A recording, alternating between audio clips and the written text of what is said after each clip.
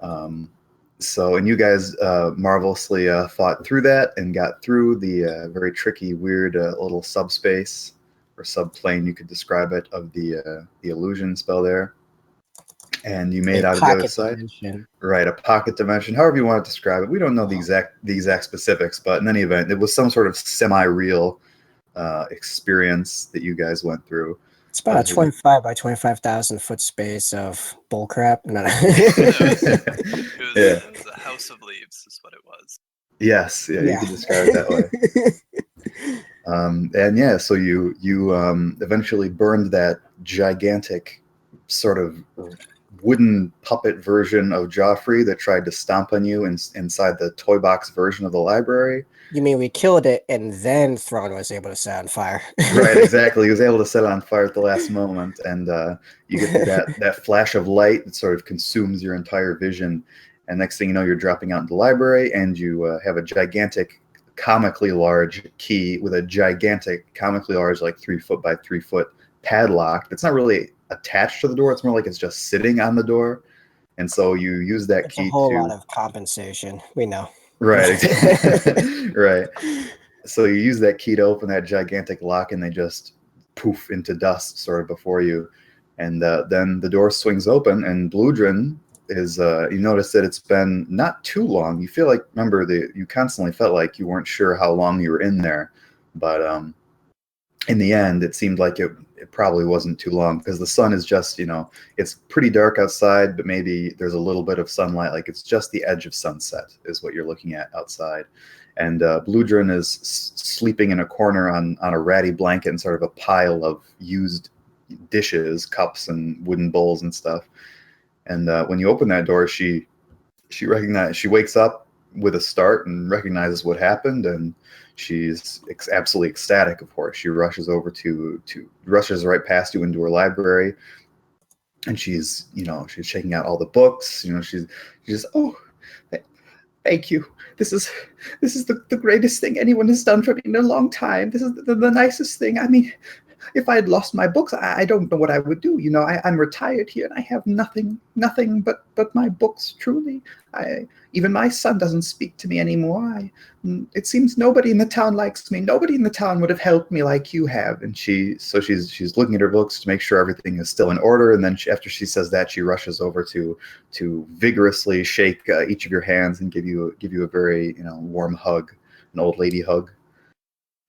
Well, potentially not answering the door as an owlbear might help in a few of those social quandaries you have, or conundrums. Oh, well, that was just my polymorph spell trying to fight my way through that. Oh, I'm well aware.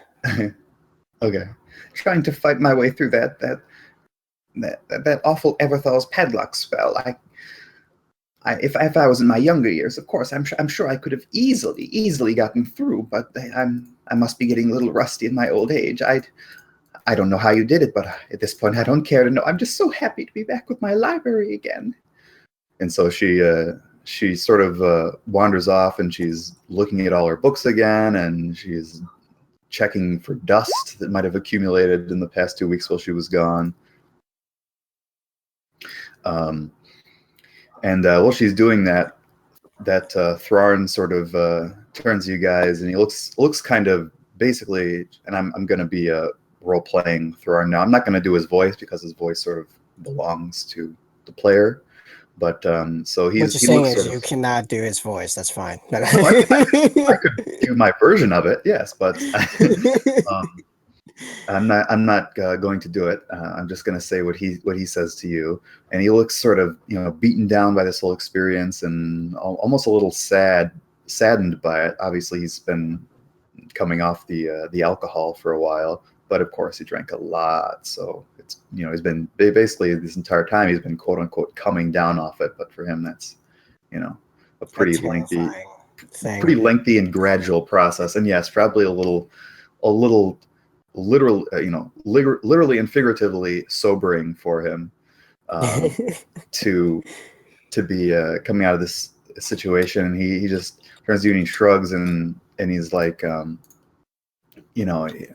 he says, admits that he's been humbled by all this. He really just wants to gallivant around and have fun getting pissed drunk, and he thought Saramino might let him do that, but this was not the sort of free form fun that he was expecting. He feels like people like Saramino, he says he's known people like Saramino before, and he feels that they cause more problems than amusement, which is what he's really after, the latter, not the former. So he says he's sad, but he's been doing some thinking while he's coming down and off the alcohol, and he says he's basically doesn't want anything more to do with this whole situation, and maybe he'll go elsewhere, somewhere outside of Hargrove, and try and start a new life, or keep pursuing his goals back in Her Kaldur. So he shakes both of your hands and says, you're good folk. I definitely give you that. I never did learn your names, he realizes, and he sort of pauses for a second and says, well, maybe that's for the best, he says sadly. So he shakes your hands and mutters something about, maybe he'll go south to Elmet's Copse or out to the Qualian Expanse, where people are more free to live in anarchy. He might feel like that would be more suited to the kind of dwarf he is now. So he shakes your hand and tells you, I don't know if you have anything to say to him before he leaves, but it's obvious he's sort of sad about leaving you guys. I entirely understand, Master Dwarf, and maybe it is for the better we never learned each other's names. I hope you find the endless partying you're seeking. And he nods and gives you a smile. Proper kick in the rear that you actually deserve. Either way. And he rolls his eyes and he gives you a knowing look that's like a half smile, like, I'd fight you over that, but I'm not in really any mood to. So he gives you a little smile and turns, and I don't know if you want to say anything, Morris. Yeah, Morris will not say anything. Okay, Morris will not say anything. Give a half glare, half what the hell have I witnessed, and just nod. Yeah, and so he walks off, and he's just sort of talking a little bit to himself. He says one last thing that you can't quite catch as he leaves, but it seems to be something that's like convincing him that this is the right decision. So he walks out the door and off into the night, off into the evening. And so that'll be Thrarn's exit. And so at this point, basically, you guys are you can sort of decide what you want to do as far as Joffrey. Because remember, the whole idea of coming here was to see if there was a place where Joffrey could move that was not in Saramino's, taking up Saramino's guest room. So obviously, here would be a place to accommodate him, but there's some obviously residual issues. Well, now I'm starting to think that the issue is Joffrey. Right. And that he is repeatedly showing himself a general problem to his surroundings. A nuisance. Like what? A nuisance. Oh, a nuisance, yeah. I just said like Nixon.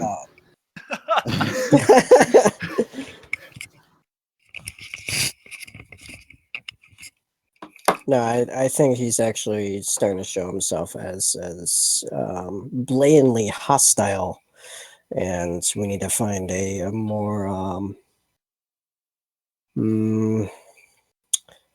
stern is coming to mind, but maybe not the right term. Something more severe as a solution. Something probably outside of town, if possible. Uh-oh. The old Starlight tour. Give me the old Starlight tour, perhaps. I'm thinking, Morris, do you think we should ponder more and ask about any abandoned towers in the area? As wizards do always seem to love those types of places, and it might probably be the better for him in this case, because he just can't seem to get along with anyone of civilized behavior around here. Or semi-civilized in the case of Saramino. If anyone would know where this boy needs to set up it would clearly be Bludrin. She would have the contacts at least to get us an idea. That's fair enough. Where did she run off to? So I began looking for her in her library. Right, and you actually, I should switch the view to the library. Probably. Yeah, forgot about that. All right, so there we are in the lovely library. Yes, it's a split level, so it's like 2.5 levels, and you hear her rummaging somewhere on the upper level through her books, and still, basically a highly elated state of mind. And she's frantically dusting things, and she's sort of saying to herself, I have to clean all this up. It's been so long, and she's going over that to herself, sort of. So that's where you find her. And so what do you say to her then? Sorry, I was talking to someone. Bludrin. Oh, yes. Can I do anything for you? Yes, actually, how would you know the surrounding areas? She says, well, I certainly, I wasn't born here. I spent most of my life teaching at the court, at the university, and I've just retired to Hargrove. So I can't say I know the surrounding area too well. Most of my time here has just been spent in this wonderful library of mine. And she pats a railing in front of her like she's patting a beloved child or something. Do you have any detailed and reasonably up-to-date maps of the area surrounding Hargrove? Oh, maps. Most certainly. I have a whole shelf for maps. But why do you ask? Do you plan on having a little camping trip or something? More like I plan on sending Joffrey camping. No, I'm looking for an Oh my abandoned goodness! tower or something of the like to send him off to, as wait, that seems to be a bit more appropriate for the likes of him at this point. You don't mean to say you're going to hurt poor Joffrey, do you? Suddenly she seems really concerned about Joffrey, despite Not the unless hell he he just put her through. Not unless he forces us to, but as it stands, he's making things very difficult for our current patron, if you will. Oh, no. Which is why we came here in the first place, looking for somewhere to move his laboratory to. But as it seems, he's having issues with the populace as a whole. Maybe just better to get him out of town. Oh, I don't know what I said before, but Joffrey really is he, not. Well, he is a good young man, definitely a good young man, and I don't know what I said before, but I feel like he deserves a second chance. He tried blowing us all up, including potentially half the building he was in last time we tried moving him. She dismisses it. That was just another one of his tantrums, I'm sure. Listen, I've known folks like Joffrey before. He's someone that's more suited to the academic environment. He's someone who needs rigid structure in his life, and who needs to be in a safe area where people won't bother him. You see, I don't know if the poor boy would survive out in the woods, though. Would you then be willing to take him back in? And she puts fingers to her chin and thinks like her first reaction was like definitely, but then obviously she thinks twice, and she's thinking again. She's, well, I was not lying when I said he deserved a second chance. I mean, perhaps I'm just a senile old woman, but I feel that. Do you know anyone else, any other maybe retired wizards or other academic types that might be looking for something he certainly provides? not I don't know, maybe interest in his. Well, no, probably not. But maybe someone interested in his research or something of the like that. Because I will admit, I've seen a bit of his research. It is quite interesting, but it is. It's just not the best. Groundbreaking. Yes, he's just not the best tenant. It's true. Yeah. Now that you say it that way, it makes me think. Perhaps.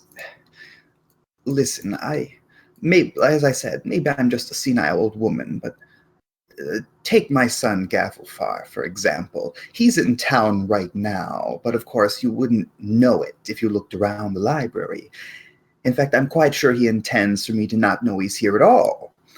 So, you see, in between formulating my new plan of attack to get through that horrible Everthar's padlock spell, I had to go down to the tavern now and then to get some supper. And who do I see there, visiting Hargrove, complete with that awful gaudy minstrel outfit and that horribly obnoxious giant feather he always wears? It's Gavelfar, my son.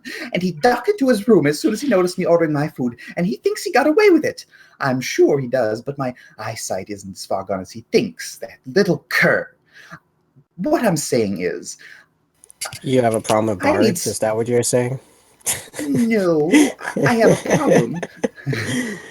I have a problem with young men who don't know any respect for their elders. And Joffrey, well, certainly he has his tantrums and his difficult moments, but I've never met a young man with so much respect for me. I told you, there's no one in this town that knows to appreciate this hermit old librarian, and I feel like perhaps if he was here, I could change his attitude just a bit.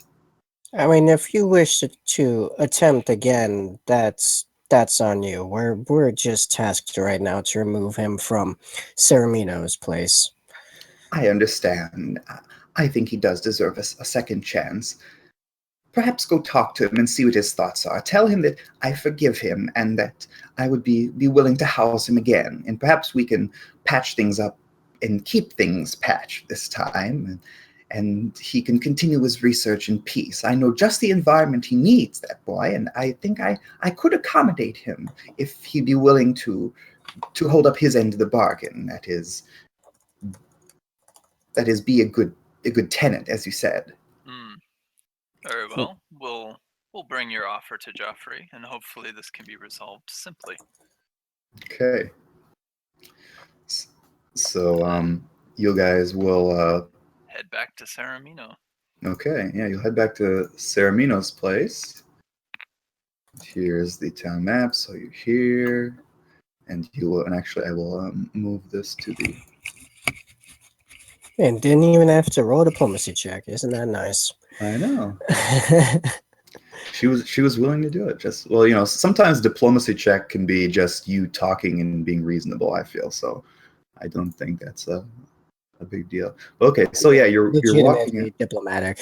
Right, yeah, you're legitimately diplomatic. A roll is more like, just it would be difficult and there's a chance of failure because your argument is not sound. But in any case, so yeah, Bludrin's house, and you'll be going down back to Ceramino's house.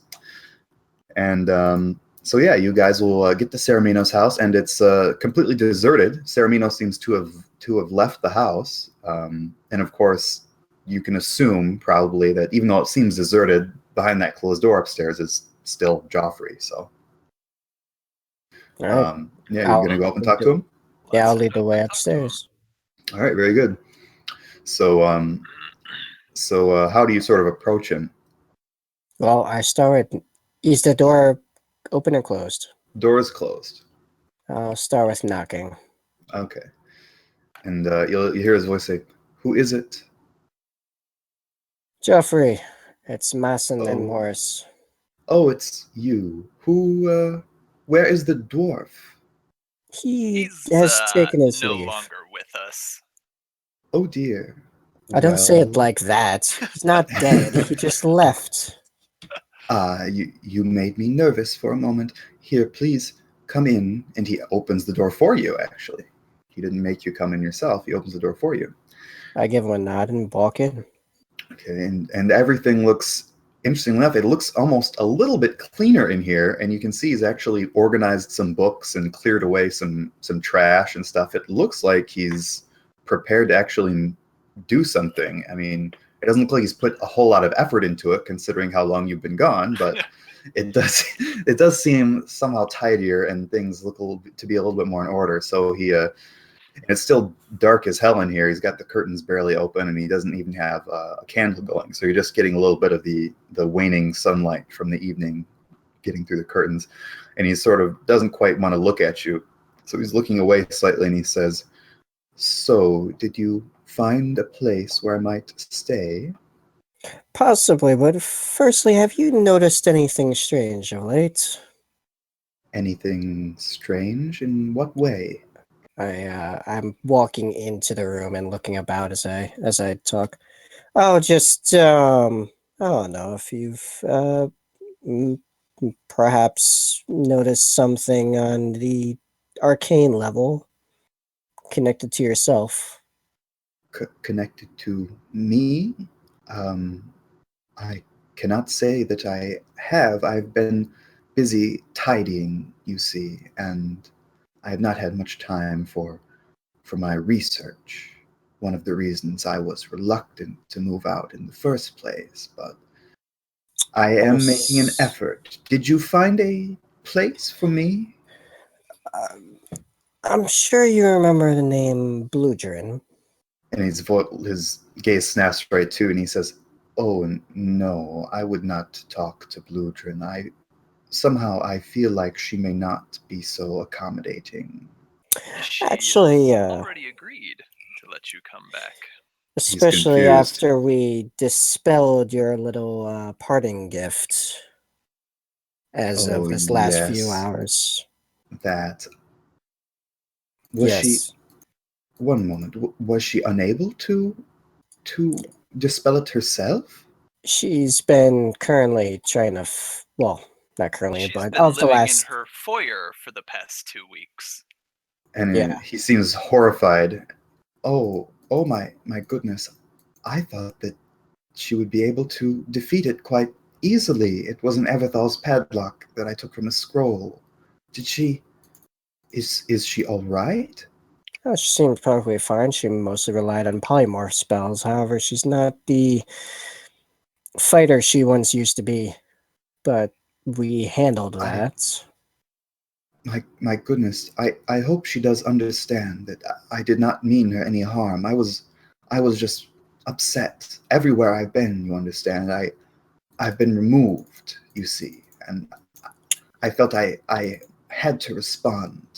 We've noticed, in fact, we were about to go so far as to start finding either proper patronage, some old wizard off in the wilderness, or maybe even an abandoned tower to throw your lot in. But no, she has actually agreed to give you a second chance, as she has, after these 2 weeks of contemplation about it, come to figure out what she believes you need to make yourself comfortable and your research productive. I I see. She forgives me. So She It does. it seems so. I that is almost hard to believe. He's speechless. Well, He doesn't know what to say.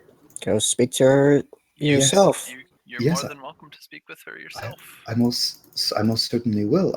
I think I will bring a few of her books back on the way. And he dashes over and picks up, 4 or 5 like big heavy books. That's about all he can handle. And he says, "Thank you. I will speak with her and hopefully return soon to collect the rest of my effects." And he strides out the door right between you two with his gaggle of books awkwardly held between his hands. And so it seems like he's pretty well committed to this, and he seems apologetic. Interesting. Yeah, good thing. All right, I'll just sort of shrug and let back him to the go. tavern then, I suppose, Morris. Sure. This Uh, calls for a celebration. Okay, so yeah, you guys are walking out into the tavern, and suddenly, well, this Morris is familiar with this. You open the door and run right into Saramino's fat gut. He was just about to walk in, and he greets you and says, "Oh, you're back. Pray tell, how did your little task go? Did you find somewhere for Joffrey? I just saw him walking outside. I was quite taken aback. I've never seen such a thing before. After the first time I took him in, he hardly. Well, you know the whole story, of course. What happened?" It seems we may have found him someplace to go. He's currently off to speak with the current resident and begin making negotiations and the like, and hopefully he'll find luck. Well, that is absolutely marvelous. So I've given you one moment. And he pauses and puts up one finger like he's noticed something, but he's not sure what. He interrupts himself and he's thinking, he says, something is different about you. And he's trying to think. Well, we're short one dwarf. Short, yes! I mean, dwarf, yes! Short one dwarf. Excuse me. It seems your friend has disappeared. Is he all right? I'm crossing my arms right now. You used the word friend a little lightly, I think. Well, he was my good friend, you see. I only let my friends get into my stash of alcohol and wine. So I would consider him a very good friend indeed. He felt it was time to be off. Things have been a bit too hectic for his tastes. Which, it's his call to make. Indeed. I have experienced this a few times, and, well, I can't say I'm saddened, but I can't say I'm surprised. When you pick up weirdos off the street, that sort of thing's bound to... And he pauses and looks at you and says, no offense, by the way, but that sort of thing is bound to happen now and then. I'm looking a little confused right now, but shrug. Well, now, think if you of it just... this way. Oh. If you lose one friend, you have room for another. Oh, most certainly, and how apropos of you to say. And all will be revealed soon, but I have a bit of a surprise for you, fine gentlemen. Now, if you'll just follow me into the dining room, we are about to be, well, we can sort of have a debriefing of sorts. How does that sound? Yeah, sure. Fine by me. Now, I do not have any, I'm sure you're hungry, for sure, but I do not have any food in this kitchen, it would seem. But that is about to change. So please, if you're hungry, then I would suggest you wait down here, and well, we can have a bit of a debriefing. Very well. Okay. Oh, okay. Now, what exactly has become of Joffrey's things in his room? That needs to be cleared, I'm sure, before you are allowed to move in, before you have the space, I mean.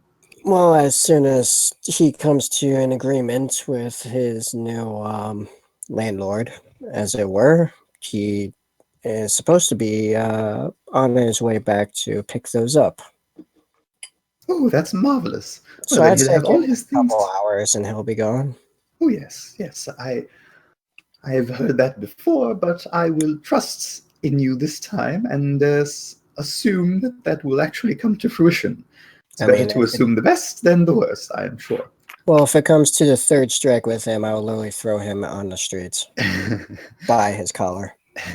How's that? Does that work for you, Sir Amino? Perhaps that would be what he would need in that case. I am not an advocate of violence, to be sure, or at least not in my house. But yes, that would seem to be the only line of solution. Should he not follow through on what he's told you? Now, about the status of the room, did you notice that it was a little worse for wear, despite the clutter that he'll be collecting? Was it a bit dirty still? I haven't seen it quite closely since the last time we were up there speaking to him. I didn't see much structural damage. Why, is there? Do you have mold issues? Well, no, I didn't before, but that was my concern. There might be some issues with the room. But if there are... I can handle that. It's no big deal. Don't worry yourself. Well, that's what I was going with that, you see. Just this evening, I met a lovely young woman who was recently fired from her job, and she was just beside herself, completely bawling in the tavern. But, so it seemed she needed a job, and of course, you know how generous I am with jobs and friends, so I've invited her over to take care of the house, because I'm quite often away, and my friends are quite often away, and I wouldn't want to worry you with the awful business of having to clean up the remnants of Joffrey's habitation here. Fair enough. I Yes. suppose that is a solution. Yes, see, this poor young woman, her name was Alice. It seems she had been the secretary of the town hall, and she was just fired just this evening. And I don't quite Say, understand why, but she was. say what now? Mhm. For Oh, what? Alice, she was fired. What for? Well, I don't know, to be sure. I didn't think to pry too far. I figure So she as was in the tavern.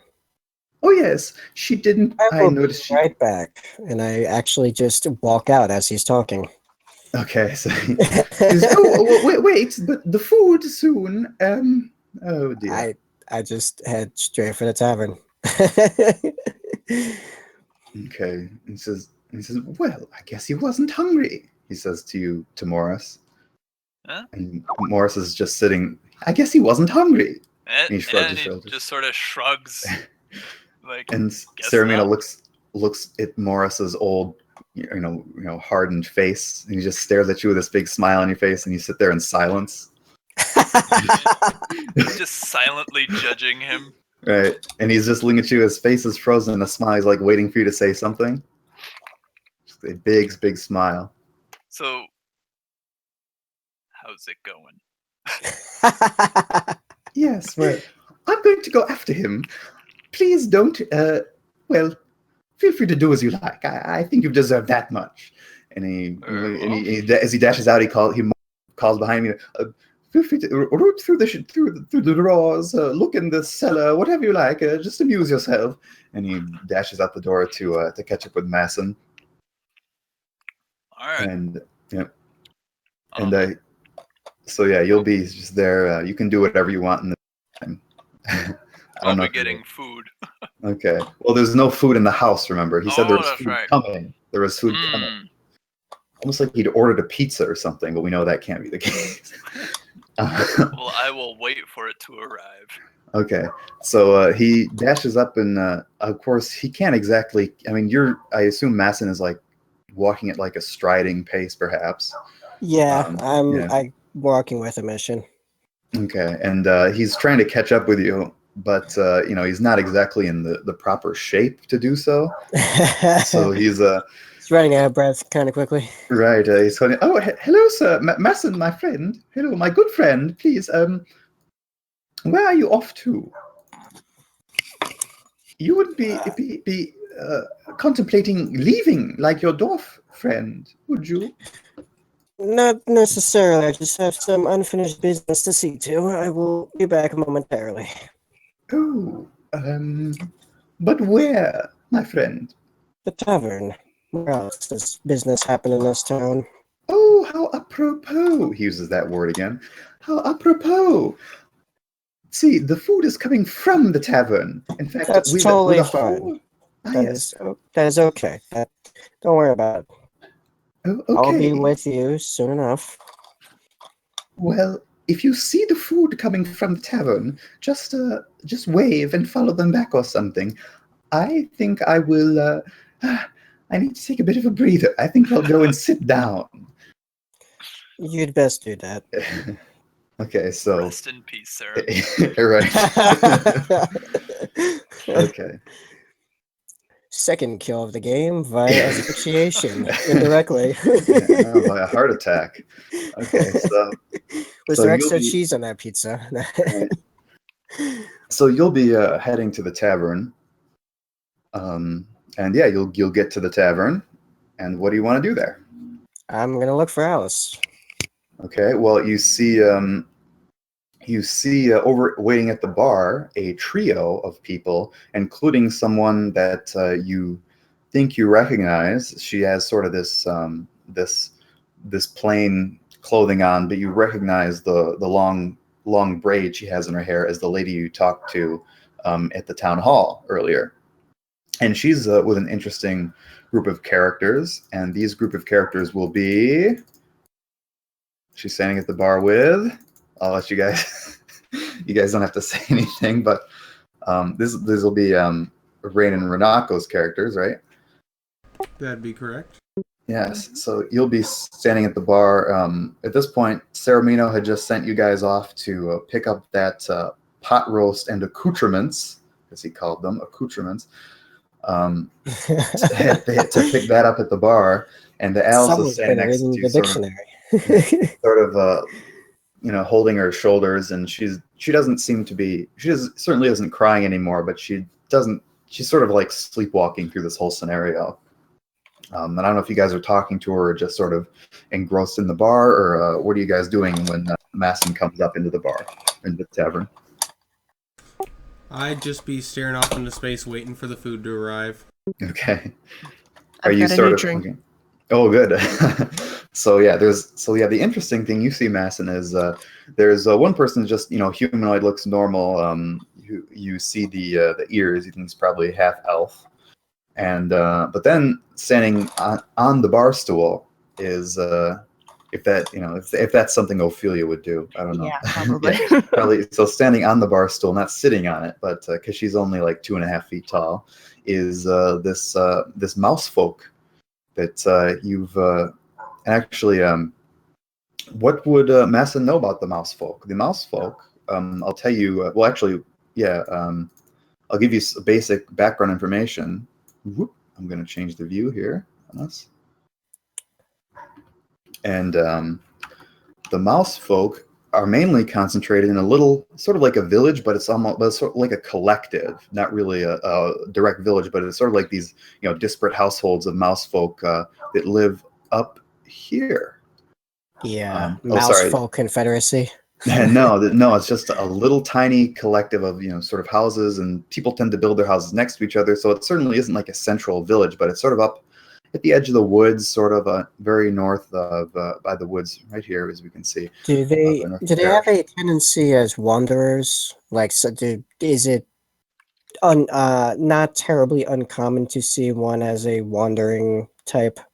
Well, it's more like it's not shocking to see one because everybody knows that there are mouse folk, but it'd be like sort of in real life seeing someone that said they're from Luxembourg. It's like, wow, there's not a lot of people from Luxembourg. So it's like, I mean, it's not amazing, but it's like, oh, that's kind of cool. It's pretty rare. I probably would know very little but the absolute basic, as that's literally the opposite side of the map from all of my travels up to this point. Right, so you recognize her as a mouse folk, and she's got what do you sort of describe yourself for us, Renako? What do you have on you that would be noticeable by Masson? Let's see. I've got a rapier and a shield on my back, and a cloak with a hood over my head, but it's probably down since I'm inside in the bar. Okay. Mostly gray fur with a couple white spots. That's it. Okay, so yeah, you definitely notice her weapons and her outfit. And the interesting thing that sort of draws your eye to this trio is that, like, they're obviously together, like they're standing right next to each other at the bar, but none of them is like looking at each other. They don't seem to be sort of like, it's like together, but almost they were like forced to be there together. We got recruited, damn it. Yeah. Okay, so they don't seem familiar. No, absolutely not. But the Alice, the girl, you recognize that long, thick braid that she has. And right. She doesn't look like a traveler or a farmer or someone that would normally be here in the tavern. She sort of stands out a little bit. Right. So I walk right up, probably to the opposite side of Alice from the other two, if they're on one side. If they're on both, then I suppose I'll walk up behind her. Okay. What would you guys I mean, it doesn't really matter too much. Where would you guys position yourself? Would you feel more comfortable flanking her, or would you like sort of be separated or put her to the side or something? I'll just be to the side of her. I guess to the right side. Okay. Yeah, I'd be on the other side, just staring off into space blankly, waiting for the food. Okay, so you're flanking they're flanking Alice, so you'd walk right up behind her. Alice, is that you? And she sort of jumps a little bit, and she's obviously was really deep inside her own head. She's just sort of staring, and she spins around and sees you and says, "Oh, you? How do you know my name?" We talked for like 20 minutes. I do remember you. What? But where did you? I never told you my name. For goodness sake. Oh, maybe that was Ceramano mention. Oh. Oh, You're with Ceramino. I'm currently under his semi-employment subcontractor, whatever you want to call it. Yeah. I heard you. Well, plainly speaking, you just got fired. What happened? And she Did that have to do with the dwarf? She gives a little sob. She says, "I know. I don't want to talk about it." She's rubbing her eye. I've had a very long day. She thinks about how much to say to you. Like she wants to hold. It looks like she wants to hold back and doesn't want to, like, almost like she doesn't want to give you the satisfaction of talking to you about it. But she does say, it has something to do with our meeting and with my former accomplice, the dwarf. I will personally make out to talk to your employers and find some solution to that. There's no solution. It's not your fault. I mean, it's your fault, but I mean, it's not your fault. You know? Like, okay. Was it him throwing up on the ledgers? It was, and she throws her arms up in the air. It was everything. It was okay. You didn't do anything wrong, okay? I'm not mad at you. I didn't expect you to be mad at me. I was more looking to simply fix a problem that I had a partaking in. The problem is, she does air quotes, fixed, I guess. I have a new job now. You probably heard about that. Yeah, I kind of see this taking a step backwards in your life's career path. Yeah, but I've been thinking about it. I mean, there's not likely much else good work here in the town now that I've lost that job. Okay, what exactly did your employers have issue with? And she says, "Oh, it's so, I don't want to talk about it." So I don't know what you guys are doing while this stranger is talking to Alice in between you. What are Ophelia and Sarthan doing? I just turn around and slowly glare at him, just increasing my, like, kind of like, you're the reason that this fine lady had problems. Just. By the way, should I give my visible description? Oh yeah. That might affect how they look at you. Yeah, I look like the Reaper, except my scythe, which is a very large scythe, by the way, looks like a ornamental scorpion stinger, yet as thin as you would imagine a scythe's blade to be. But I'm wearing a very long, very dark robe, and what little you see of my face as the hood remains up is pale white skin. Well, not like unearthly pale, but it's definitely on the pale range of human skin tones. About 5'5", giving out a couple inches because of the hood. You really can't make out much else. So you turn around and see basically the Reaper by the common person's standards. I'd still glare at you, although I'd be a little disturbed at first, but then I'd just glare at you. I'd probably be eyeing you kind of unsettlingly, but because I've probably never seen somebody dressed like that before. Right. And I guess I'll lean over to Sorth and say, I guess this was the guy from earlier. Can I roll persuasion to try to get her to divulge some more details of what happened? Yeah, you can. First roll of the night, and it's absolute crap. Wow. Well done. Not good. Yeah, so you can intimate to her that you'd like to, you really would like to know more, and you have good intentions, but she's not having any of it. She just looks away from you. She sort of clutches her shoulders a little tighter and looks away from you. Very well. I'm sorry, I don't want to talk about it. If you decide to change your mind, while I remain in town, as I know not how long I'll be here, just feel free to say the word, and I'll see what I can do. So at that moment, the barman and two young boys come bursting out of the kitchen with this gigantic platter.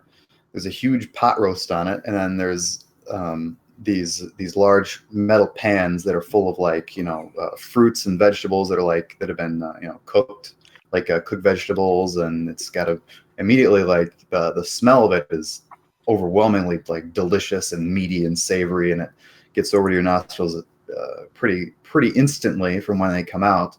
And of course, this is the likely the food that Saramino has had ordered for everybody. And he says, now, who ordered all of this? And he just doesn't really know what to call it. Just calls it this. And he gestures around the huge platter of meat he's got, and the little assortment of fruit in a pan, and then the cooked vegetables to the side, carrots, cabbage, stuff like that. I'd raise my hand and say, we're here to pick that up. It's Saramino's doing. Saramino. Yes, I wouldn't expect any less from him. Did he order anything for you? Ha! I look at the amount of food and then look back at the barman like he's insane. And he laughs with this huge belly laugh and says, "Oh, just kidding, of course. I'm sure Saramino knows how to treat his guests." And he says, "Well," and he walks up to you and sort of awkwardly just offers it up to you and he says, "Well, here it is." All right, I'd grab it. Is it like a sack or multiple sacks or? Well, he gives you the big platter, the heaviest one. He just instantly thinks to offer it to you. He doesn't want to offer it to the creepy Grim Reaper looking guy, and he wants to be polite and make sure whoever gets it can hold it. So he doesn't offer it to the mousekin or the standoffish lady. So he gives you the big heavy thing, and then he'll hand the boys. Yeah. Oh, I'll take my shield out and put it on my head and say, "Load it up." So he's amused by that, and he's thing, and he gets some of the stuff off out of one of the pan, or some of the fruit that's not cooked or anything, and loads it up as much as is reasonable for your smaller stature. And the boys hand Alice the rest of it, and one of the boys hands Masson the rest of the fruit to take. So you're all basically loaded up at this point. And he says, "Well, if you have any more problems, let me know." And he spins around and goes back into the kitchen. I'll nod and thank him for his time, and then no problem. And then say, "Are we all ready?" And I just glance at the Reaper guy does he even eat fruit?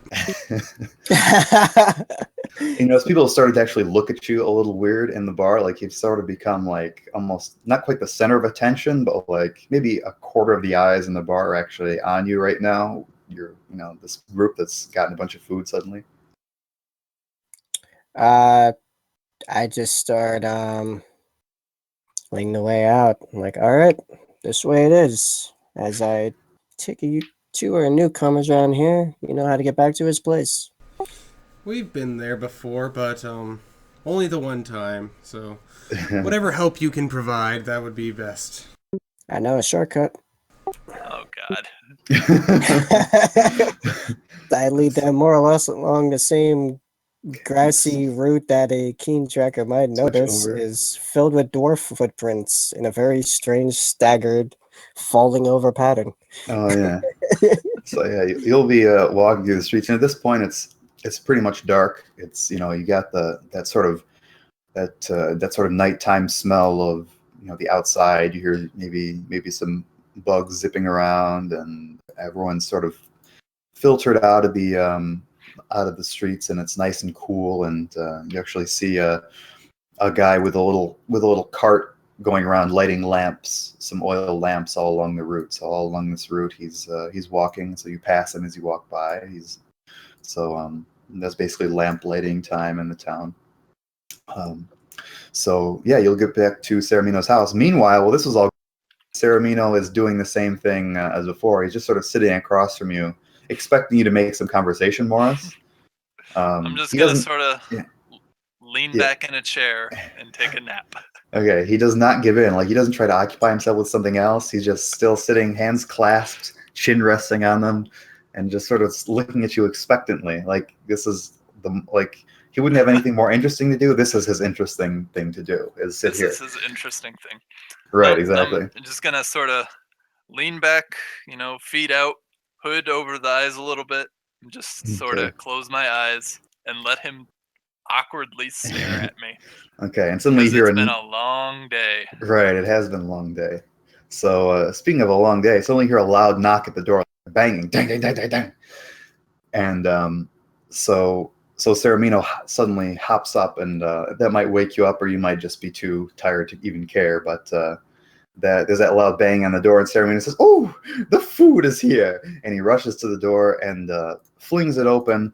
And you hear from the other room this undeniable gruff Scottish accent. It says, "Ceramina, I know you took him in. Where is that scammer? Where is that two-faced liar?" And so he says, "Oh dear, Farmer Weejohn, what is the problem now?" "The problem now?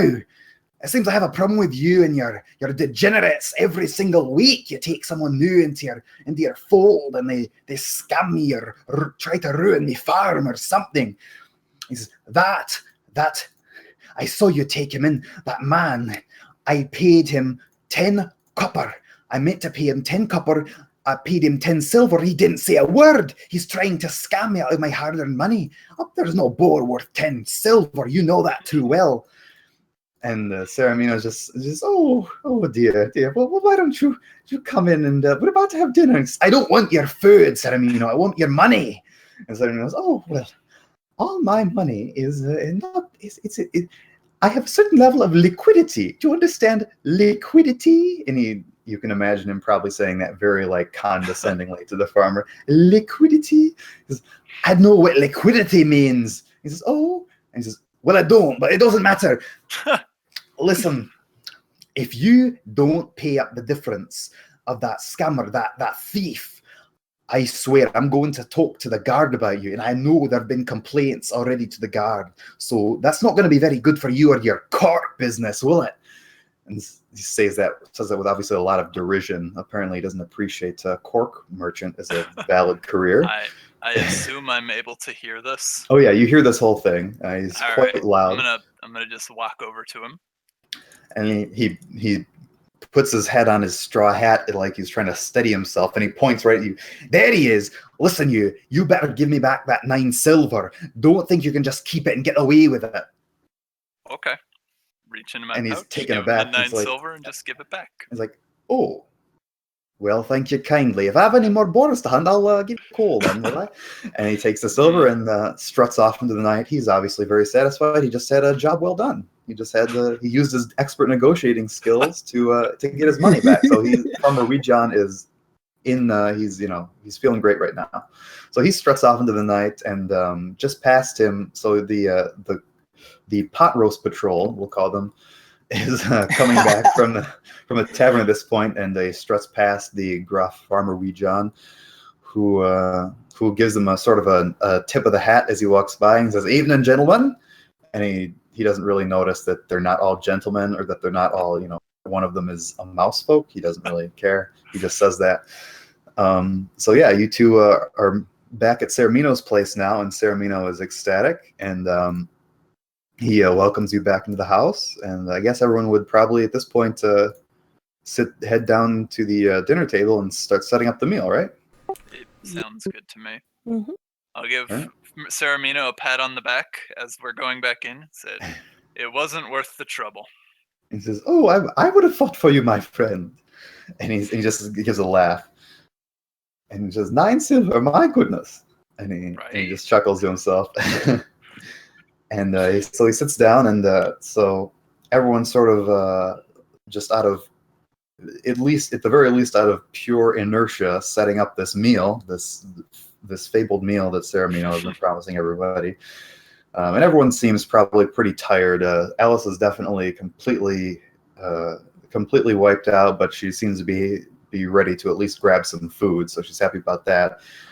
And Ceramino says, "Now, everyone, we're about to meet some new friends. And he's just absolutely ecstatic, of course, like he usually is. And he says, but of course, let me do the honors before we begin eating. What I do, talk amongst yourselves. And he gives a dismissive hand, and he grabs this huge old big knife and starts carving the roast. And so everybody's probably sat down around the table. You can talk amongst yourselves or not, you know. I think after a day of hunting and then dealing with Joffrey and running around in his bullshit dimension, Morris The bullshit is going to dimension. be happy to just eat his fill and go to sleep. Okay, so yes, so Morris doesn't have much to say. What do the other folks have to say about this new situation? Maybe you want to talk about Ceramino and maybe a whisper, or you want to talk to Alice or something more about what's happened. I'm just gonna keep an eye on everybody, you know, making sure that like everyone here is not as odd as Ceramino, because he's definitely the oddest person I've ever met. Right, for sure. So yeah. So what brings you two travelers here? Just out of curiosity. Just Oh, go ahead. I was just working. I'm looking for a flower, actually. I'll pull out my picture of it, and I'll say, "Have you seen this before?" It's a lily that Yeah. So people you grow. actually, you can make a nature check to see if you recognize it. Okay. Let's Unless see. you don't care to If you recognize care, it. yeah. Yeah. I care. Okay. I'm a caring person, usually. Nature. I am really not holding No, up the dice today. You do not have any idea what it could be. So but Sorthan does know. So he'll see it, and Sorthan will know that that flower that she brought out is actually called a Moonfellow lily, and it's quite a rare flower. It only grows sort of in the north of Westweld Parish, sort of in the forest and near the tundra. So that's all you really know about it. But you know it has it's renowned for some sort of special properties it has, and it's called a Moonfellow lily. But that's all you know. Sounds good. Okay. So you can communicate I would, that. I'd let him know, like, hey, this is a moon something lily. Moonfellow lily. Moonfellow lily. It mainly grows up in the Western Parish. It's quite rare though. I've never actually come across one myself, but I've read about them during my time with my parents. Right, and you'd also know that obviously if you'd think in your head that obviously if this mousefolk has left her where her very sort of her inner circle, which is quite close to the outside world, that this must be something very important. It's not only a rare flower and its properties must be very special. You all think to yourselves. Can you throw a name of that flower into the chat? Sorry For about the that. I record. should have done that. No problem. Moonfellow lily. Thank you. Yeah. Right. Okay, good. For a second, I was afraid I said the wrong name, Renako. I was like, uh-oh, I was going to ruin the whole thing. But no, yeah, it was the right name. Okay. I didn't realize how much of a tongue twister it was. Oh well. Moonfellow lily, yeah. Say that 5 times Moonfellow fast. Moonfellow lily, Moonfellow lily. Anyway, Okay, so what's so particular about this flower that it brings you all the way out here? My people grow it. We harvest it for a couple different uses, but something happened and we're looking for other sources for it. I see. Well, say like check or anything to see if I might have noticed it somewhere on my travels. I do believe I did go up slightly north of here for my mission right before the game started. where the Moonfellow lily would be found, I'm going to switch to world map. The Moonfellow lily would be found in the woods of this area here. Like you see that line of woods and that little patch of pine here. That's where it would Right. be found mainly. Normally. Okay. It may have spread, but we tend to keep an eye on it. But our entire crop was wiped out. Well then. No good. No, yeah, it's no good. Okay, so But yeah, that brings me here. and so right as you say that, a giant plate of meat, vegetables, and fruit slams down in front of your face, and that's Ceramino serving you. Oh. And says, now that we've had a wonderful conversation, let us eat.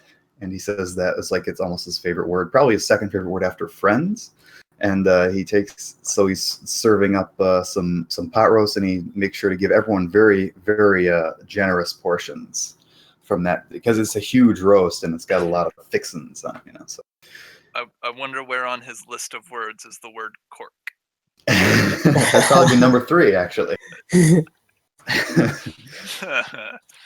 definitely loves cork more than probably any reasonable person should. But anyway.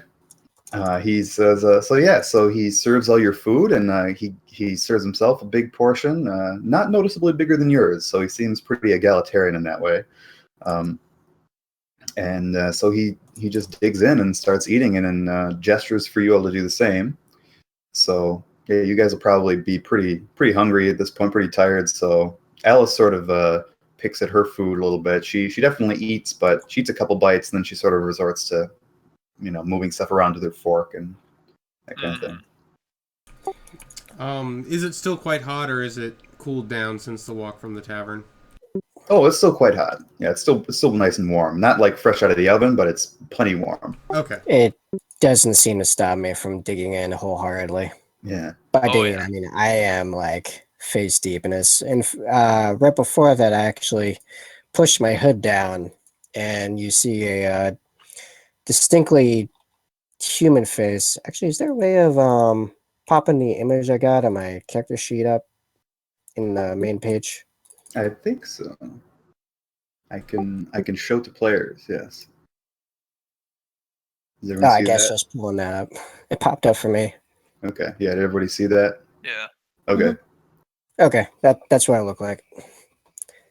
Probably not holding a beating heart, but I'm not.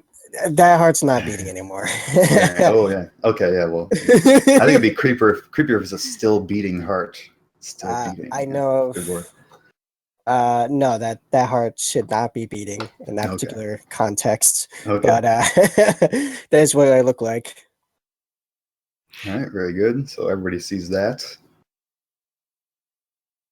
Yeah. Never realized how creepy you are. Why, thank you, good sir. That's quite the compliment. Oh my goodness. Okay, so yeah, so while you're eating, Ceramino's obviously digging in, and you can hear the sounds of him, chewing, probably louder than a normal human should be chewing, but that's how he eats. Also, He's very voracious. I eat a abnormally large helping of fruit. By the way. Oh, okay. Yeah, so you definitely, there's plenty left over he's put it in a big bowl, so you can, once you're finished with that, you grab over and start carving up, whatever, apple, pear, carving the shit out of that and eating that probably. People are talking, and Ceramino lets people eat for a while in silence, and for once he's not sort of staring expectantly at anybody or gesticulating wildly, and you all get because you've all experienced Ceramino before, you all sort of get the feeling like there's this, almost like you can finally breathe, like you can actually relax somewhat, because his presence is normally just so all-encompassing when he's talking to you or making you do stuff or running around. So you definitely feel like you can finally really relax. So you definitely are feeling pretty good about the situation. Maybe not about the entire overarching situation, but at the moment you're all probably definitely feel satisfied, I think. Very nice. While we're eating, I'd say. By the way, I should mention my name is Masen Hailung from Coronia, actually. Ceramino's eyes perk up and says, "Oh yes, we must do introductions." West Side. Introductions. Sorry, I read that wrong.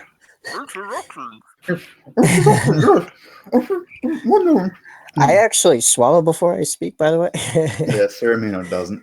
He's just too excited. So yes, you must all introduce yourselves, and when we are done, we will have a whole group debriefing. I love debriefings, you see. I've noticed this. Yes. It's interesting. But yes, I'm Mason Heilang of West Sovereign. I'm a cleric. We already actually just kind of did this, so we can sort of assume what we said at the beginning of the session. Everyone just says right now, so we don't need to Right. We've already sort of learned a little guess- bit about each other. So yeah, everyone knows each other's names for sure now. I We guess know. for the record, yeah. I am from the northern forests near Malachi up there. Mm-hmm. I would ask Messen Howling, Yes. however you pronounce that. Sorry, I butchered it. Just, Just call Just him Messin. Yeah, Just we call him Masson. Masson. All right, I would ask Messen how he came to be a cleric with a visage as grim as his own. I was wondering years ago through a number of the southern territories and then into the great desert to the far east, where I came upon the mistress of the beautiful house, Selket. In layman's terms, she's a scorpion goddess of that realm. And it was something of a one-on-one situation. I didn't come upon a temple or anything of that sort. It kind of seemed like we ran into each other, if you will. Mhm. And she led me to find her weapon here, as you can see. And we found our causes were parallel, more or less. It's a lot less so of your average clerical fervent worshiper and missionary, if you will, and more like working partners. She's more of my patron than Lord and Savior. But and that's kind of just comes with her territory. She's very much both a giver and taker of life. Joffrey! Suddenly, Ceramino interrupts and talks over you, and he stands up and gestures over outside of the kitchen where you can see into the front office, and there's Joffrey stood frozen with arms full of books, and he's sort of like a deer in headlights. He looks at the huge group of people in the well-lit kitchen, and he just stares at you stock still. He's, would you like to join us for a bit of food, Joffrey? I'm sure you're hungry. You haven't had your food yet today. And Joffrey just says, no, thank you, Ceramino. And he just shoots right out the door. But he's obviously been moving stuff during this whole conversation, just without mentioning anything to anybody, or just been doing it covertly this whole time. He says, well, what an odd fellow. It's a good thing he's not my friend anymore. I'd have quite a few harsh words to say. So that's what he says about that. So, yeah. I don't think there's any need for ill will there. It's simply a misunderstanding. But I do believe it to be fully settled, as it were. Hey, actually, do you guys, Rain and Renako, do you guys remember, did Ceramino, when we did our little side session there, did Ceramino learn about why Alice was fired in detail, or did she just tell you? I don't believe we ever told Ceramino why, just that she was fired, and that we just came across her. Okay. That was my little fact check. Or not my fact check, but my little, I needed a reminder, because I didn't note that down. I couldn't remember. I remember the guy with the feather, but I didn't remember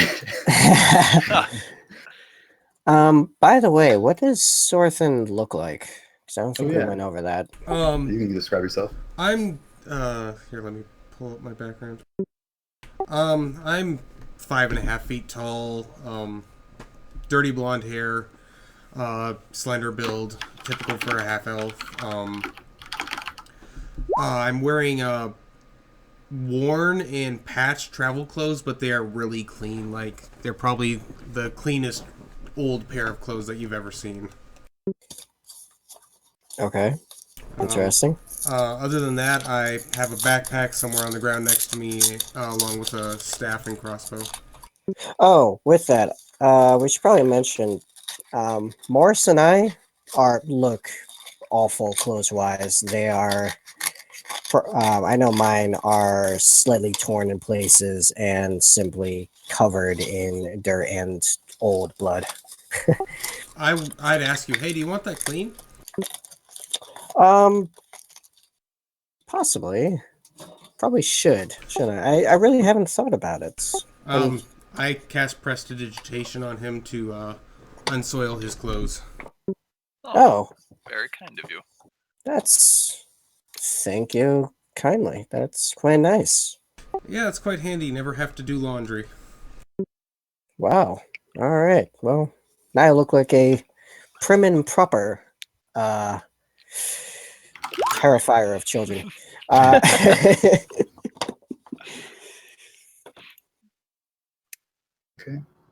So so some conversations, maybe some shifty looking around to try to get a read on your new friends, new imposed friends almost, and so after that, yeah, everyone's pretty much getting to the point where they're done with their food. The only person who doesn't have a clear plate is Alice, who's, again, she took a couple bites pretty voraciously, and then she slowed down pretty quick and was just playing with her food with the fork, pushing it around and stuff after a short amount of time. And so Saramino says, he pipes up finally and says, "Well, I see everyone has enjoyed the wonderful meal. How delightful, wasn't that? Wasn't that just the most delightful roast you ever had?" It was good, yeah. "Good? Well, I suppose if it's at least good, I'd be satisfied." I found it quite an elating leap in pleasure as opposed to my recent meal standard, as you can imagine, being on the road. That's exactly what I was thinking, you see. I don't know what folks of your ilk tend to eat when you're wandering on the open road and through towns, but I do seem to have the intuition that it is not as good as this. No, it is not that yes, high in indeed. quality. Yes, indeed. Now that we've all eaten our fill, hopefully, it's down to business. I'm quite a big fan of friends and of business. So now I'm going to do some business with my friends, you see. So first, we need... He's going to sell us a timeshare. That was what this whole thing was about. He's just trying to sell you a timeshare. Yeah. I've got 5 gold to my name. Yeah. Listen, I found this great new network marketing scheme. You're going to love it. I know. It's almost like... How would you like to be the owner of your own business? How would you like to own your very own cork merchantry? It's a growth industry, truly. Listen, my stock here has been rising dramatically. Right, yeah. In fact, it's such a good growth industry, cork grows right out of the ground. But anyway. Okay, so Saramino says, "I suppose I owe a full explanation as to the circumstances we all find ourselves in at the moment. Now, our good friend Alice, first we need to clear up things with you, poor thing." And Alice doesn't like being called a poor thing, but so she gives him sort of a glare, but she's still sort of in her funk, you know. As well, the reason we have... So, as I told you fellows earlier, we won't need to worry about cleaning up the remnants of the guest room, which is, by the way, where you will all be staying. So hurrah for that. It's a beautiful room, or it will be when Alice is done with it. And he gives her a big smile. Again, she doesn't really react. Anyway, the story with Alice is, I seem to have spied this poor thing crying hysterically over a pint of mead, and I simply had to see what was wrong in the tavern. It seems some rapscat... Oh, wait, no, he can't say that. He doesn't know that. He says, well, he would know something. He says, some rapscallions got her fired in some sort of mysterious context. Alice or he says Alice, but he also looks at Ophelia, and looks at Ophelia and Sorthen, and says, but or any of you could perhaps explain in detail what happened to this poor girl that would cause her to come into my employ. Alice obviously isn't talking, so it'd be up to one of you two. I'd say it's up to Alice to tell her story. It's best not to pry into those who do not wish to share. And what does Ophelia say? She thinks the same, or would she be Yeah, one? she just kind of shrugs, and that's up to her. So Alice looks to both of you, and she just sort of nods, and she says thanks. And she doesn't want to say anything. And Saramino pouts for a brief instant. And it's like, well, I guess we won't find out then. Goodness. Well, anyway, that perhaps is a story for another day. But what the most important thing I wanted to stress is that tomorrow we'll be having a special guest, one of my longtime existing friends. You're all new friends, and I value you all equally. I just would like to stress that. But I have an old friend that will be coming over to visit tomorrow, and I would like you all to meet him. He's very important. He's I wouldn't say famous, but why not? He's a bit famous. So you should. I would like you all to come with your best, behaving yourselves, of course, and act on your best behavior, as I know you would, for somebody who is famous. And he is a bit famous, this friend of mine. We will be talking tomorrow at about 10 a.m. in the morning. He's getting into town very early, and I'll treat him to breakfast at the tavern first, and then we will come back here. And I think it is very important that he meet all of you. Not necessarily Alice, but Alice can do her work in the meantime. We will have a talk about your duties, shall we? And Do we get to know who this person is before they get here? you ask Saramino that? I do. Okay. He says, no. Well, it doesn't really matter, does it? You'll meet him tomorrow. I'm just wondering if I've heard of him before. Oh, I don't want to lose it would depend. proper etiquette by suddenly being starstruck by such a famous and well-known individual. Yes, I That understand would just completely. seemingly be unseemly. Yes, it would. Oh, you're right, actually. Well, let's just say he's famous within his field. And that's really all you need to know. It will become clear tomorrow. Now, I would have you return to your rooms, but you see, the room is a bit of a mess, so if you have bedrolls or something, you would have to probably sleep down here while Joffrey continues emptying the contents of his life here, and Alice will do her work to clean. Does that sound good? Alice doesn't think it sounds good, but she stands up anyway. She just sort of abruptly stands up like, yes, I'm going to do this, but I'm not going to be happy about it. I was actually going to ask if she was happy, and if so, I was just going to glare at Saramino for treating her like a servant. Right. So yeah, it's pretty obvious that there's his 5 friends here, of course, but then there's like his 4 friends and this one girl, right? So yeah, he's definitely treating her a little separately from the rest of you guys. But so he says, now just come this way and I will show you exactly what your duties would be. We'll give you a briefing, not a debriefing, but a briefing. Wonderful, the start of new things.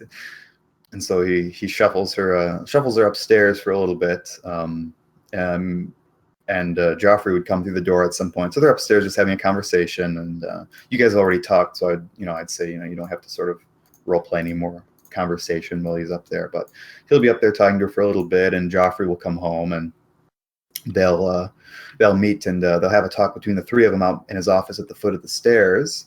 You can't quite hear, so they're having some sort of something going on, and eventually he'll come back in the room and say, "No, there's only one last thing on the ledger for today, on the itinerary, and that is for Masson to tell us, well, you don't need to give us all the lurid And so he shuffles tales, but I would be quite curious to know how our last little venture worked out and why exactly all my other friends are dead. So he was addressing the thing he sent you to do that you were the only survivor on. I was quite confident in that particular mission, and yet somehow everyone died except for you. So I'm curious if you could please all enlighten us with exactly what happened. Well, as you know, we were heading out to a ruin north of town where we were sent to grab that particular artifact for you. As it turns out, that artifact was more than a little well guarded. By whom? Primarily goblins towards the entrance, but after we fought through most of those, which we lost a few in the beginning, we came upon these ancient guardians, constructs, best I could tell. Everything went to hell after that very quickly. His face gets very serious now. He's not doing his obnoxious, toothy smile. He's deep in thought, and his face is very serious, almost dark. Simply put, most of them were ripped to shreds within seconds of entering the inner chamber. Fortunately, being the healer, I was towards the back and had barely enough time to get out while that fighter sword, if you remember the one with the strange helmet, kind of actually... I like that helmet. Yeah, Did you recover it? It didn't help him much as he held the line, actually saved my life. Oh, so you didn't recover the helmet? The helmet, I think, is in 3 pieces right now. Oh, what a shame. And the shame that he is in pieces as well. I wouldn't diminish that tragedy. So that's where that stands. Well, I think it's quite obvious that we needn't go back there again. And don't worry, I won't be sending you to those ruins. I've written that off as not a lost cause, but we will address this later, I feel. I need to go mark something down in my study, but yes, what we'll be addressing soon is not that. You don't need to worry about going back there anytime soon. I feel that might be something for a later date, or I could sort of contract it out or something. He starts sort of muttering to himself and sort of ends that conversation by wandering off. He doesn't even really quite have a period to the sentence. He's just on and on talking. And he goes into his dark office and lights a lamp in there and then shuts the door. And you all get a glimpse of his study in the back, and the study looks quite interesting. It's like everything in here. Like I remember Sorthan and Ophelia, when they were there, they'd asked for a description of sort of what the kitchen looks like, if it's sort of as obnoxious as Ceramino's dress. The whole place, because you guys didn't ask, but the whole place is basically, I mean, it's like nice and clean, but it's very mundane. Like, it's not nearly as obnoxious as himself. Like, he had that big old cool brass bathtub, and he has, a cellar and stuff, but it's like all very typical. But when you catch a glimpse through of his office, that you can see, that is like where all the obnoxiousness of his personality just sort of has been shoved in the house. Like, it's full of there's some gigantic skull with horns mounted on the wall, and there's various pictures and portraits covering almost every space, and there's these little trinkets lying around on a series of tables, and he has a desk you can see in there. So that's what you catch, like this sort of big opulent mess full of curios that is his office. And so he goes in there and shuts the door, and you hear his shrill voice muffled by the door, where he says, "Don't forget, it's 10 a.m. tomorrow." And he says, "Sleep well. If you can find a place to sleep, just take it. First come, first serve, I would say, yes?" And that's pretty much him saying goodnight. So he's basically retired for the night. Find a nice, comfortable corner to put my bedroll in. Okay. What does everyone else do? Does he have like a backyard or anything? Yes, he does have a backyard. Actually, let's move over to the city. I'd head out towards the backyard and start setting up my tent. Okay. The tent. Yeah, so you'd be in this area right there. So so you can set up your tent. What about Ophelia and Morris? Or Morris already found a corner, but what about Masson and Ophelia? Does the main door open inward or outward? To the entrance to the house? Yeah. It opens outward. Okay.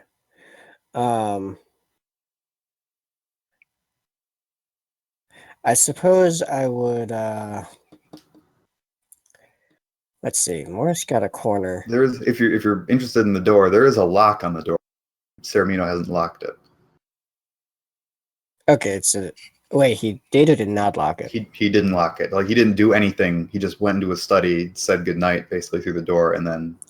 And it seems like Joffrey is still moving stuff in and out, huh? Yeah, that's true. All right. So I'd probably take a spot on the floor for my bedroll somewhere I can.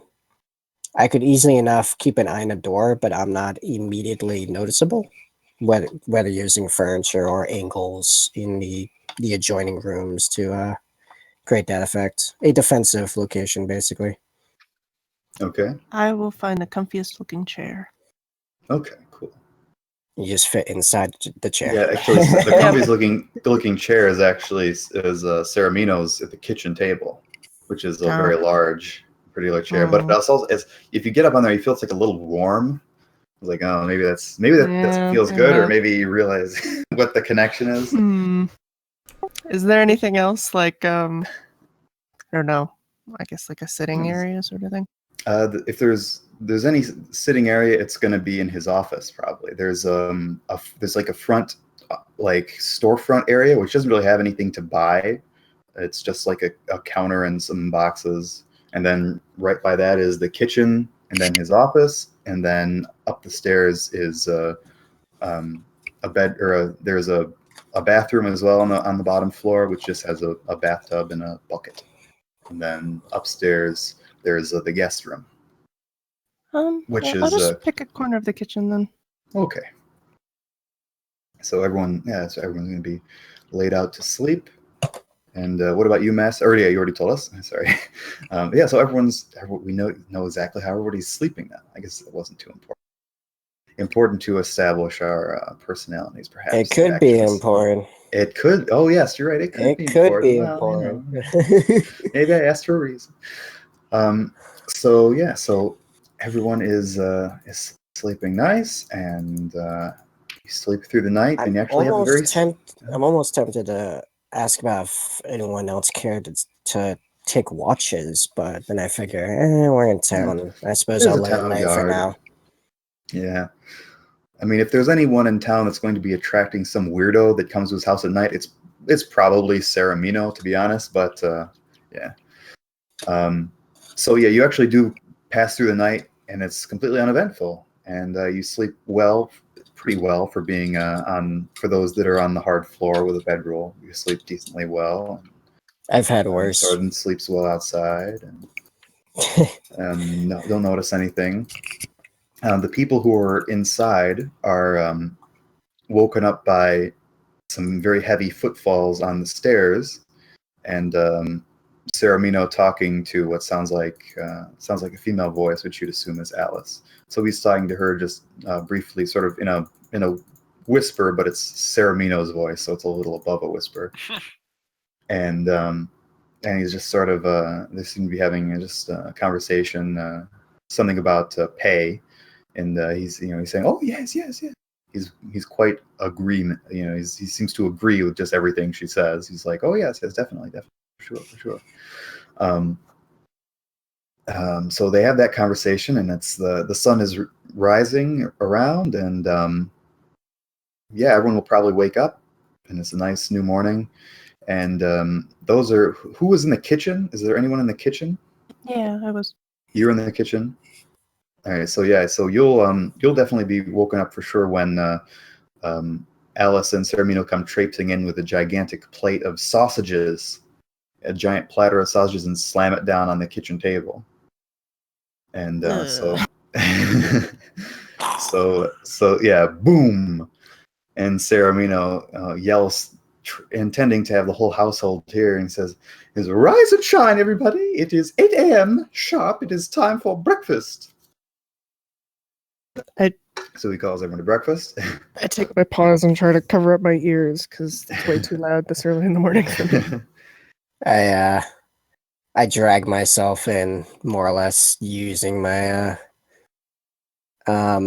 scythe as almost like a walking stick type deal, as it looks like I have my little sword and slightly hunched over. Mm-hmm.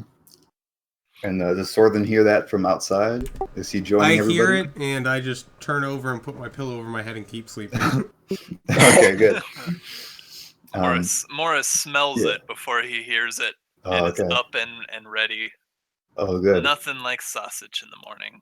Exactly, and it's a big plate of delicious sausages. So he says, so he announced to everybody, as everyone sort of, the people that do sort of make their way into the kitchen. Alice is tagging along with him, and she sits down. She seems in better spirits this morning. She actually looks a little more together, and she's a little happier. And she's just daintily digging into a sausage on her plate. And Saramina says, "Well, everyone, please feel free to tuck in and eat as much as you like. This was actually the leftovers from our brunch. Well, not really brunch, but it was our breakfast with my good friend down at the tavern. He got here early, you see, and so we went to the tavern a bit early, and he'll be over momentarily. He's just resting. He's had a very long journey." So he basically relays that information, and he's looking around. Ophelia is not participating in the breakfast, and he waddles over to her, and he sort of stands over her, and he's like, breathing heavy because he's a large fellow, and he just sort of gives you a tiny, like a very light tap, and he says, "Hello, are you ready for breakfast?" Not yet. No, go away. Oh, well, hopefully you'll be ready soon. We do have a friend coming over, But no matter. Where is our other friend? Where is Sorthen? Does anybody know? Backyard. Oh, yeah. So, yeah, he thinks he's in the backyard. So he says, "Oh, goodness, why would he not elect to sleep in a warm household?" No matter. And he goes out and he tries to rouse you out of your tent. He opens the tent flap without really, you can't really knock, but he just sticks his head in there and gives you a tap on the shoulder. He says, "Breakfast. We must eat quickly. We do have business today. Don't forget." All right, Mom. I get up. And he laughs. And he waddles off to the kitchen, and so everyone's, except for maybe Ophelia, sitting down to eat, and he's sitting down he takes a good chunk of the sausages from the platter, and he's eating. At one point, Alice gets up and brings back a big sort of carafe of water from the well outside, and he offers that to everybody to drink. And while that's going on, yes, this is Ceremonio's second breakfast. That's a very good observation. You should have been thrown an apple. Yeah, I know. I will also avoid the sausage and just stick to whatever fruit's left over from the day prior. Okay, yeah, there would be some fruit left over on the counter to the side, so you can feel free to grab that. I dig into sausages. All right. Generally, keeping quiet for now. I'll make it to the table, but just get a really large glass of water. Okay. So yeah, you get a big old thing of water for yourself. How large is a really big glass for you? Just wondering. Oh yeah, that's an interesting question. Like head sized? I was thinking it's like my really big glass of water you could nearly fall into. Right. Trying to think. It's really hard to think about the perception of like a 2 foot tall character. Yeah. I don't know.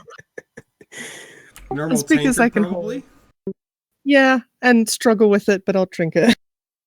Yeah, because I know, like, if you've ever seen Critical Role, they have a gnome bard who the actual person got a tinker, like a classic style Scanlan. tankard. Yeah, Scanlan of the right size and just this massive friggin' metal thing.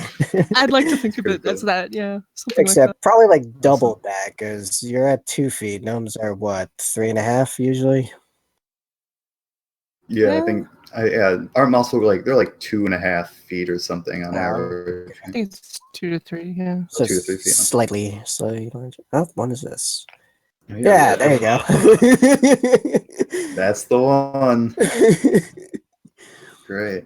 So yeah, something about that to that scale. And so you're all eating and probably quite tired because I mean you got a good 8 or more hours of sleep. You only woke you up around 8 in the morning, and you probably all got to sleep around like 9. So yeah, as a you all feel probably pretty rested, but maybe it's if you're not a morning person or a morning mouse, you'll not be particularly enthusiastic at this time of day. So while you're eating, there's a knock on the door, and Ceramino, of course, gets up to answer it. And then we can only assume it's his friend, which is flanked by this gigantic half-orc in armor. He has a sword strapped to his side and a shield on his back and a chain shirt that he's wearing. And this other guy he's a human, but he's fairly small. He's got these sort of very dirty, roughed up outfit on. It looks like a field outfit, like someone like sort of like in a typical adventurer's outfit. And he's got this sort of long, slick back. It's like neck length black hair, and it's sort of like swoops up at the edge. And he's wearing these. He's got this very dark black, big bushy mustache and these really thick bifocals on. And he sort of comes through and shakes Ceramino's hand. And then the big half-orc standing next to him doesn't really say anything. He just doesn't even acknowledge Ceramino. He just looks at Ceramino, and they walk past him. And Ceramino is, very, very ecstatic and happy to invite him in to sit at the table and take his place. The guy sits down, the newcomer here, but the orc just stands at his side, sort of with his arms crossed, sort of surveying the kitchen, and doesn't really say anything. So Ceramino says, well, now that we are all together, I've been waiting for this for so long. Oh, did someone drop out? Yeah, that was me. I'm still here. I just Okay. I hit the wrong thing in my browser. Oh, yeah, that happens. So he says, now I would be happy to introduce you to my famous friend. And the guy over sort of chuckles and sort of rolls his eyes. And Ceramino says, well, famous in his field, as I said. This is my good friend Termith Goldman. He works at the Arcane University in field studies. He's he's famous in his field at least, so he works in field studies, you see. And Terry is here to offer you not really offer you, but he has something very important that he needs to have done, you see. And so I don't know how you all react to this news. I seem rather unmoved by all of this. Yeah. I'm just sitting there waiting. And Terry's continues to be unflapped. Termith is sitting there with his hands sort of clasped in almost like a prayer position at the desk, but he's at the table, and he's fairly short. He's like 5'6", so he's not super short for a human, but also not very tall. He's in comparison to you folks, except for Ophelia, he's probably a little. Looks a little goofy because he got this really big mustache, these really like thick eyeglasses that blow up his eyes to like magnify his eyes to like big, huge size. And he's just sort of sitting there with this big smile on his face, looking at everybody and nodding as Ceramino introduces him. And Ceramino's, so on cue, he says, hello, folks. My name is Termith Goldman. I'm quite famous, as my friend Ceramino said, but I wouldn't expect you to know me. I'm from the university porch, and it would seem I need some help. I need some muscle. Ceramino told me that you were all muscle. It described you. I assume that's accurate. You all seem quite world knowledgeable of the outside world. So, basically, the rundown of this task I have for you is there is an archaeological site a bit north of here, and we have been excavating it for the court. This is my own personal project that I've commissioned from the Arcane University, and it is quite a fascinating site, to be honest. I don't know how familiar you are with the Apparitions, but these are not even Apparition ruins, but this is actually considered to be a store of Apparition artifacts, where they would have stored some of their most important information and knowledge. We have good reason to...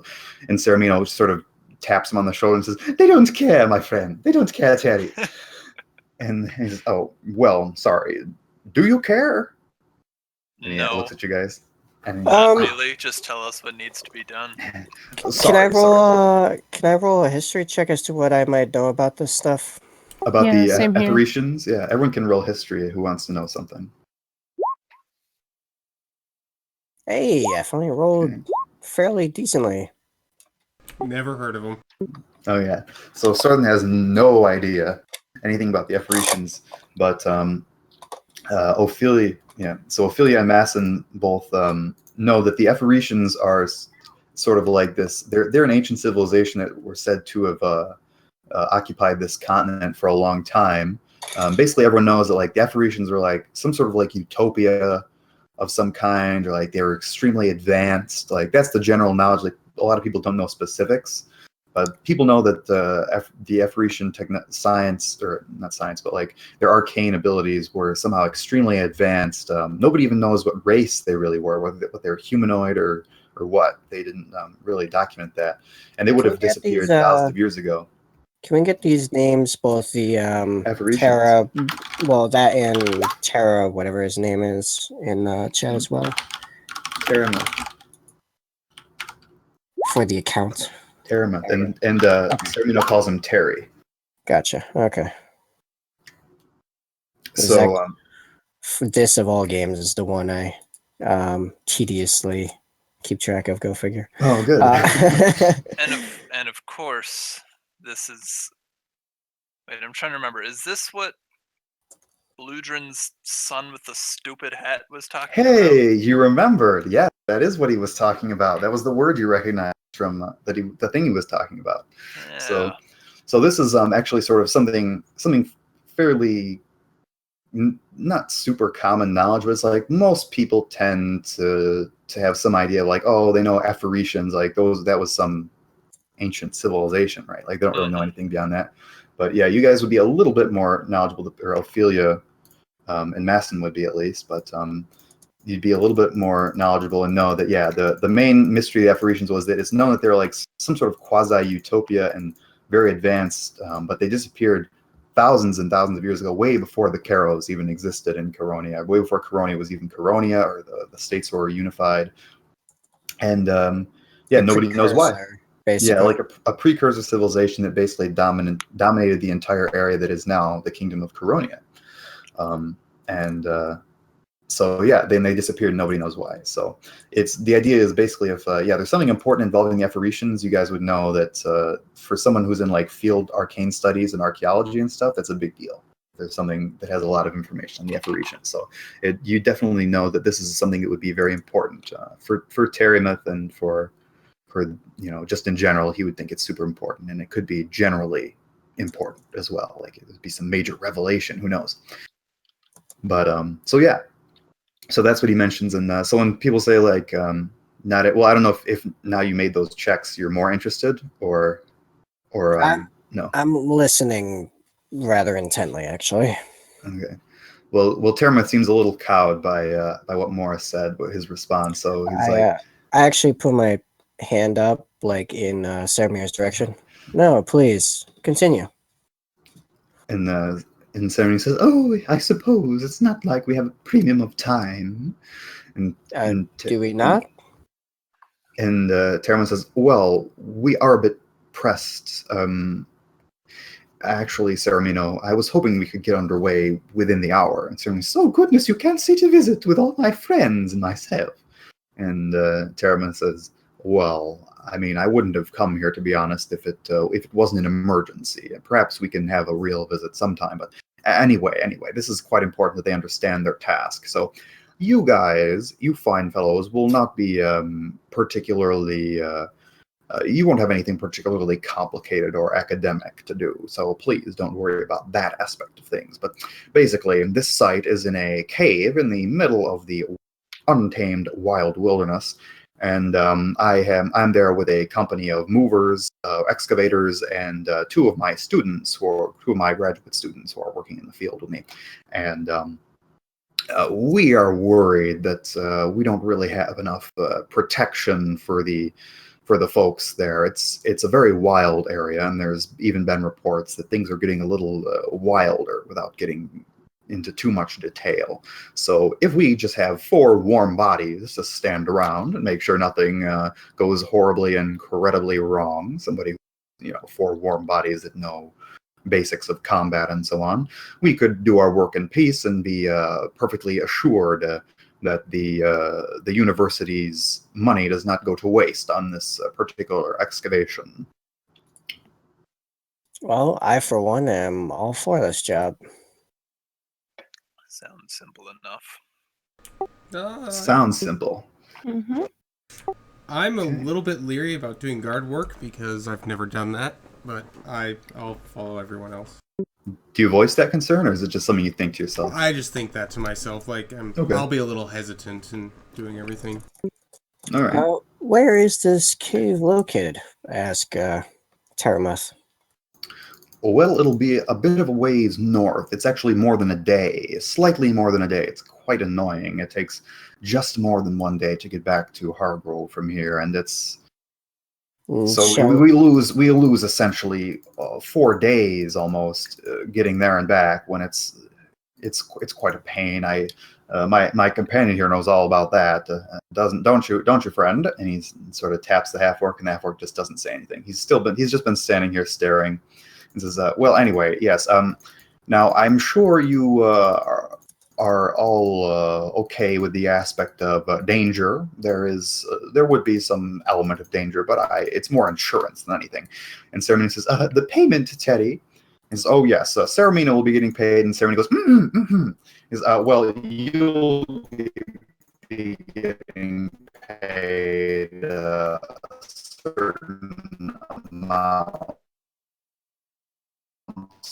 with supplies, a nice warm campsite, a place to stay, some good company. I feel like that's almost worth its weight in gold, don't you? Yes, I can't wait to go to the tavern and pay for my next drink in company. There will be a monetary aspect to it, an actual direct monetary aspect to it, if you'll just be patient. You see, the reason why, as you may have been thinking, or maybe not, the reason why we don't really have any sort of muscle is that the university hasn't given us the budget, really. You would think someone as famous as myself with such a surefire site, sure to yield results as this one, that they would give us all the budget we need. But unfortunately, our budget is limited, and we've already been at this for 2 weeks. We only have about a month left to work on it before things run out. We need supplies to keep the upkeep of the camp going, of course. So the only yes. Have a suggestion. Yes, sir. Have you already secured? Have you already found some manner of relics or sign of them definitely being there? Like, this is a site of the Ephoresians. Oh, well, of course. He's almost offended that you asked. Like, you're implying he's incompetent, or you're implying something about him that would be negative about his knowledge of this field or something. In that regard, then, let's say this. Let's say we decide upon the monetary value of our guard work after the time necessary for you to make your dig. And then if you still have not secured the actual gold assets by that point, then let's say the relics that don't have as much academic value but possibly a value in the collector's market or whatever have you, or let's say the equipment that we might have used for, and then we get paid um in those, basically in relics. Well, that is a bit of a difficult situation. You see, all that is technically property of the university. I can't Well, exactly just hand it over. But listen, basically, we get our salary based on, or we get a stipend based on the success of the dig. That's essentially tied to many, many other factors. But if we can ensure that this dig is successful, I can ensure that you all would get a very reasonable salary for 1 month's work in the field, and also a stipend. A small percentage of ours would be passed on to you based on how well we do in securing this site and finding these artifacts. You'll just have to be patient. That's all I ask. well, I suppose if nothing else, if we find ourselves not being paid for whatever reason, we know where to find the Arcane University. And we'll Well, just take our business straight there and straighten this out. Well, I assure you, there'd be no need to do that. A man of my word, certainly you wouldn't have any concerns about getting paid. It's just, you must simply be comfortable doing the work and then waiting. It's just simply a matter of business. You do work and you will get payments one way or another. But in either Indeed. in either case, I personally don't see much issue with this, as I don't have any other greatly pressing matters to see to right Yes, now. good. I'd like Good. to That's what insight Saramino him. said. I'd Yes. like to insight Terry, because he mentioned payment to Saramino. Saramino shushed him Yeah. on that, so I want to try to gain some sort of knowledge on why he's withholding our possible payment. Okay. Yeah, you want to see. Okay, so yeah, you it's not a 20, but so yeah, okay.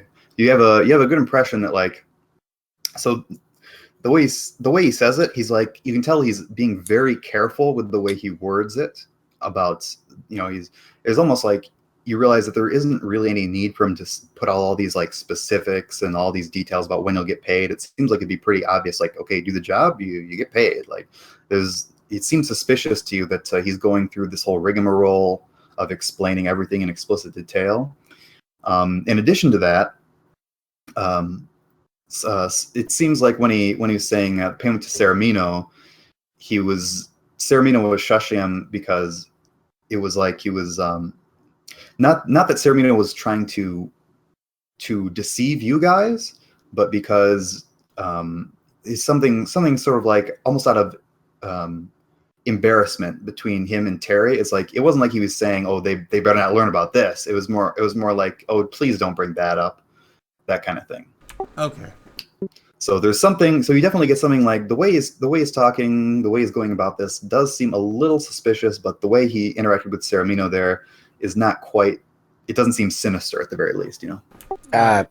My inner dialogue is thinking that it might have something to do with a like a finder's fee for finding muscle or whatever, that type of deal. That could definitely be it. That would be a reasonable assumption. Okay, at that point in the conversation, I ask, well, let's just be out with it then. How much would said salary be? Not even including the stipend you mentioned, of course. I do believe that is the variable factor. That is the variable factor, indeed. Now,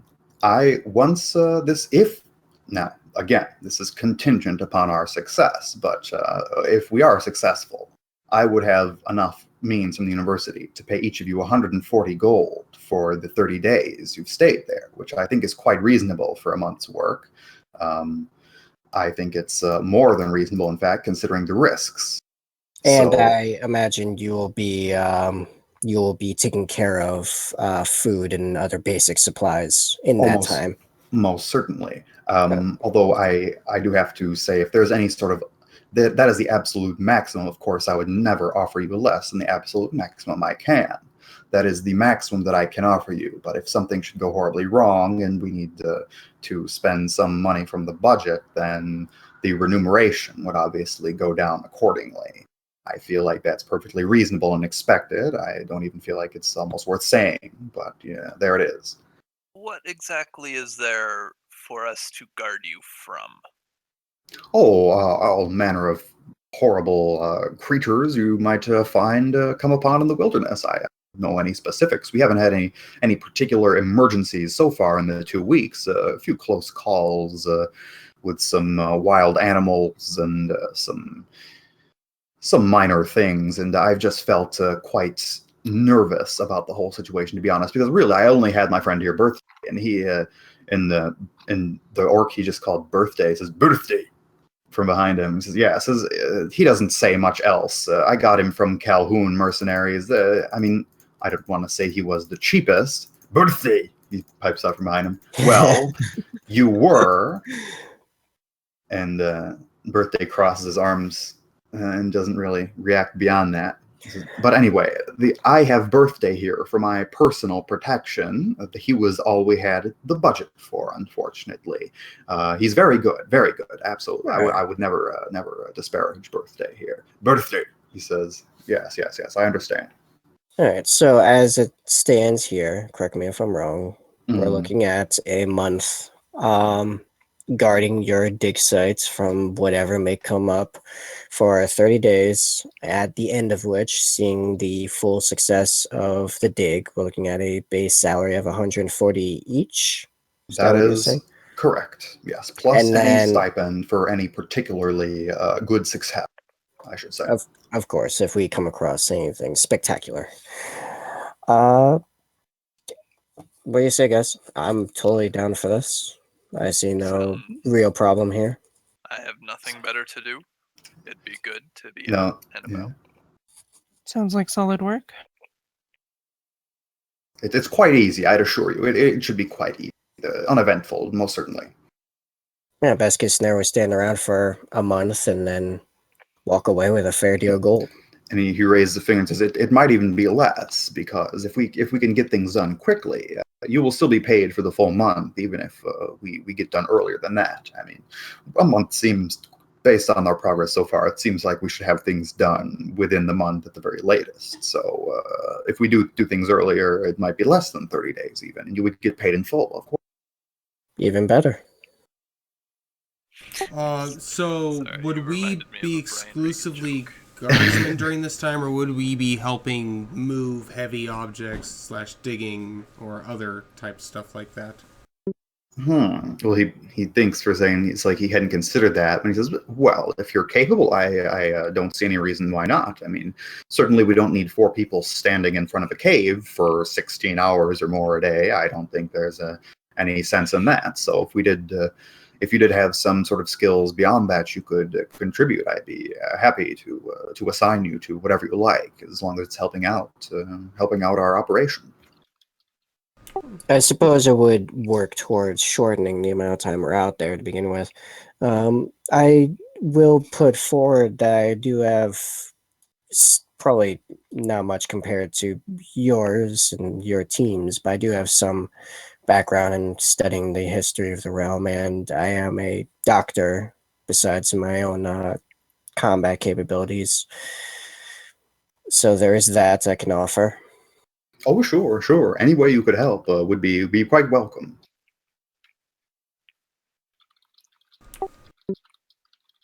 If anyone else wanted to throw forth any additional capabilities they could add to the success of this mission. Well, I mean, if it's in the middle of the woods, I can most likely provide plenty of additional food and supplies and keep any wild animals away.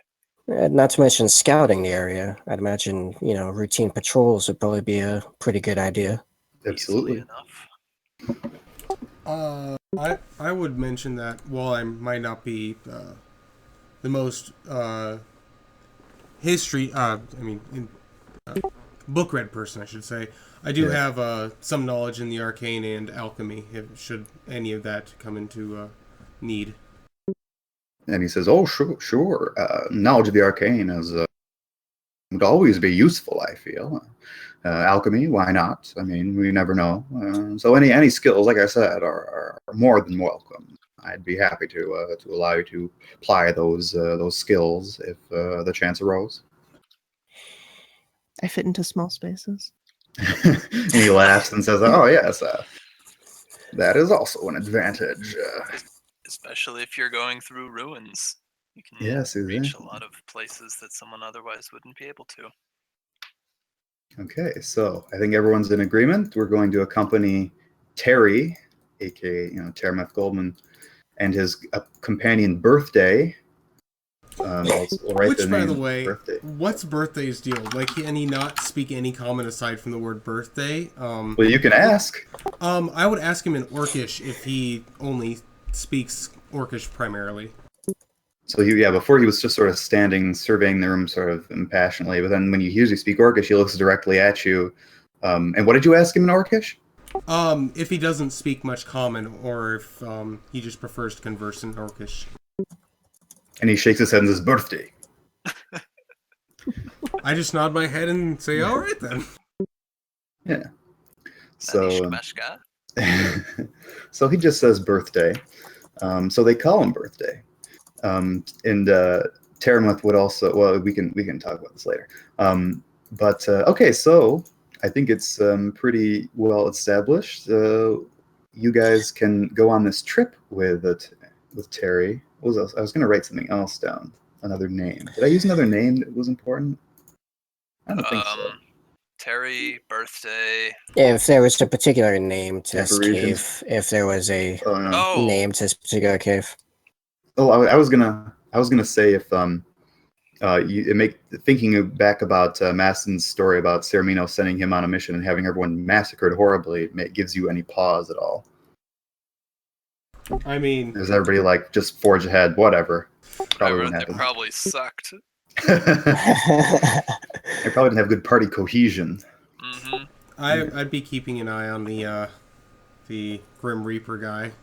Not fully trusting him at this point, because if he's the only survivor, who knows what happened. Oh, that's true. This is true. I before we move away from the table, I look over to Ceramino.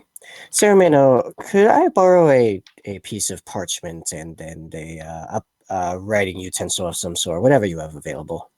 Oh, most certainly. I have something in my office.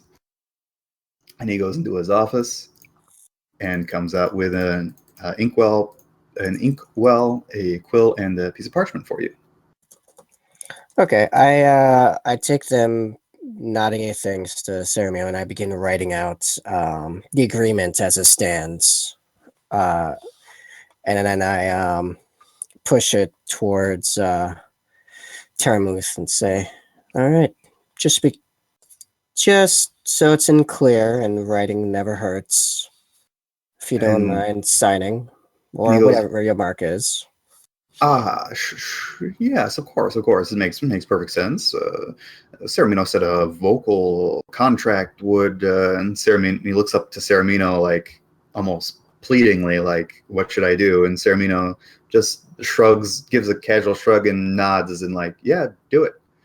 So like, I suppose, yes. There's no logical reason why to sign such a document. And he scribbles down his signature really quickly. And he says, "Now, who will be keeping this document?" I would say that Ceramino should keep it. That way it can't get lost during the travels or at the caves. Seems like a sensible idea, yes. And Ceramino says, "I'd be happy to. I have plenty of space." At least that's my recommendation. It's not like a piece of parchment. I would agree with this. Yes. Fair enough. I would keep this quite safe in my office. No need to worry. And fellows, do not worry about Terry. He's a very trustworthy man. I can tell you're maybe a bit nervous about this whole situation, but I've had quite a lot of success before with pretty much all of my ventures. So, and Terry's a very good, trusted friend. So, and he says he's had a lot of success with his ventures. Obviously, not giving one single thought to the last one. Whatever. Right, just not the guys who died. Right, exactly. So maybe that makes you think. Yeah. So maybe that makes you think like, oh, maybe when he says lots of success, who knows exactly how much success? So he doesn't even care to acknowledge the last failure. Maybe there isn't that much in the first Could you place. give a percentage on the success to failure rate of all of your... Near 100%, I'd say. No need to worry at all. So that's what he'd say, near 100%. But yeah, so we have that contract. Ceramino is happy to roll up that contract once the ink is dry and slip that into his tunic for safekeeping. Almost done writing an actual copy of it, actually. Oh, very good. Yes, Nice. you send it to me. I'll add it to our documents in Roll20. If we could have that sealed, like with wax and signatures. Yeah, we're gonna need a really detailed thing here. We'll Send it get by Alice Raven? to notarize it because she's got. Oh wait. Oh damn! Yeah, shit. So good. Yeah, so you guys can pretty much. Is there anything you guys want to do before you set off? Terry's pretty. We've been talking for about a half hour in the kitchen, and Terry seems pretty anxious to get going. Birthday doesn't look like he could care less. I would ask how we're traveling. Is it by foot, by wagon, by horseback? Oh, unfortunately by foot. Budget, I don't have quite enough to get any of those fancy things. He says sarcastically, like he feels like he really should have enough to get horses or some better transport, but he doesn't. So he's a little, a little pissed about it. Budget cuts. I know, budget cuts, man. The university he's working for is University of Arcane Studies, basically, Yes. right? Yep, Okay. in Karos Court, Okay. in the city Karos Court. So yeah, anything else you guys want to do before you go? Or? I kind of want to stop by and check on Bludrin. Oh, Let her yes. say, no, hey, we're going out to this place. Very Let's good hope we idea. don't get murdered. Yeah, I know. Say goodbye to your almost like an actual friend. It's almost like Bludrin is a real friend or something. Like you've done stuff for her and then you have a nice relationship. But anyway, so yeah, you guys can. Is everyone else in agreement with that? Is that okay? Especially because it's north on the way out of town. Exactly, it does go right out of the way, right along town here. And also, since we've learned, that's okay. We don't worry about that. So yeah, so everyone will be accompanying everyone else. Terry will be leading the way with Birthday standing close beside him. Because remember, Terry said Birthday is like his personal bodyguard almost. He sort of described it as. And there, so you are passing by Bludrin's house, and you can go ahead and give a knock on the door or something if you like, Morris. All right. So, how do you want to talk to her? Just knock on the door, or say hello, or what? I'm sorry, my audio just cut out. What was that? Oh, sorry. Yeah. So you get up to the library, and how do you want to say hi to Bludrin, or what do you want to do or say to her? Well, I guess I'll knock first because it's still nice and early in the morning. Right, it's still nice and early in the morning, and you don't see any movement behind there at first, but then slowly, you see her.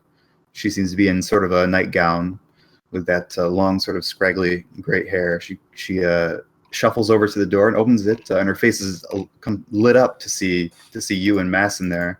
She doesn't really know who else is with you, but she doesn't really care too much. She just her eyebrows go up and her face lights up to see you. Just, oh, hello, how are you? What a wonderful visit this early in the morning too. I'm quite happy to see you. What do I owe the visit? Oh, we're just on our way out of town, ma'am. We have been contracted to. And then suddenly Terry nudges you in the shoulder like really hard, and gives you like the cut.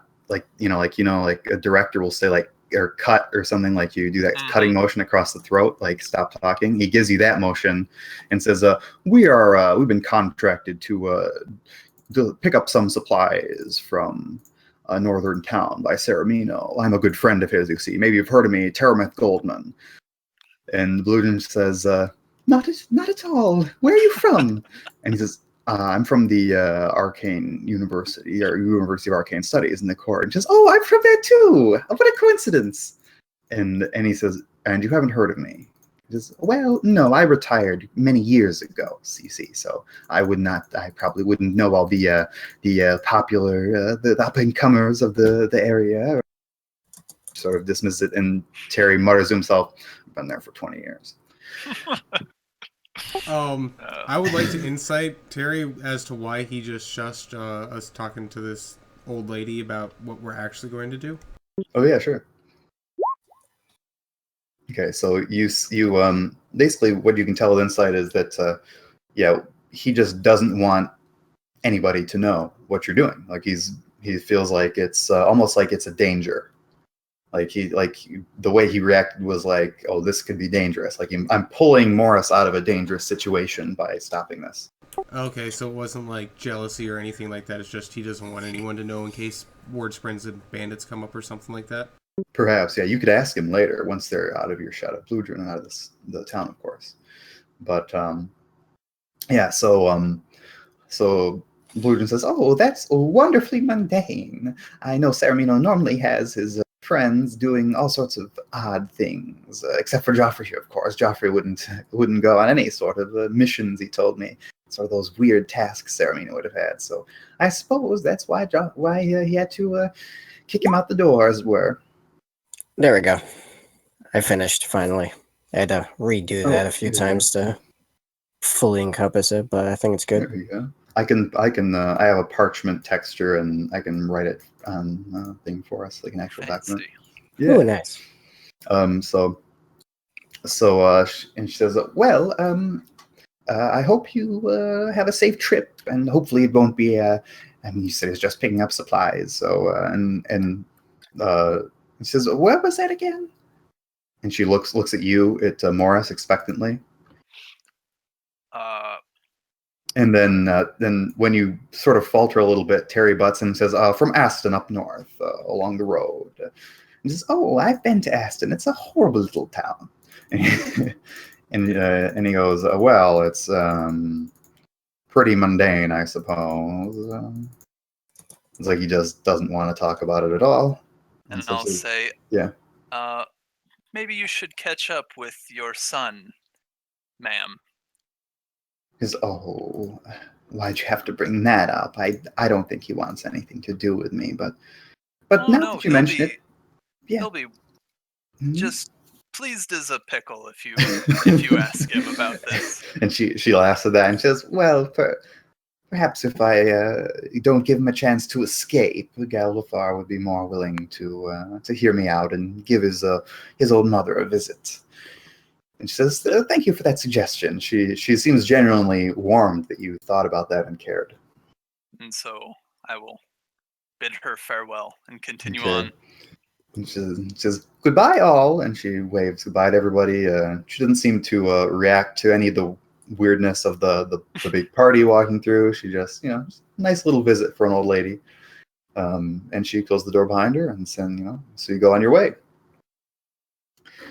Okay, so now everyone has only access to what they have with them in their inventory at this point, because you're out in the wilderness. You're on the road, of course, but would Terry have supplied us with food and drink for the journey there?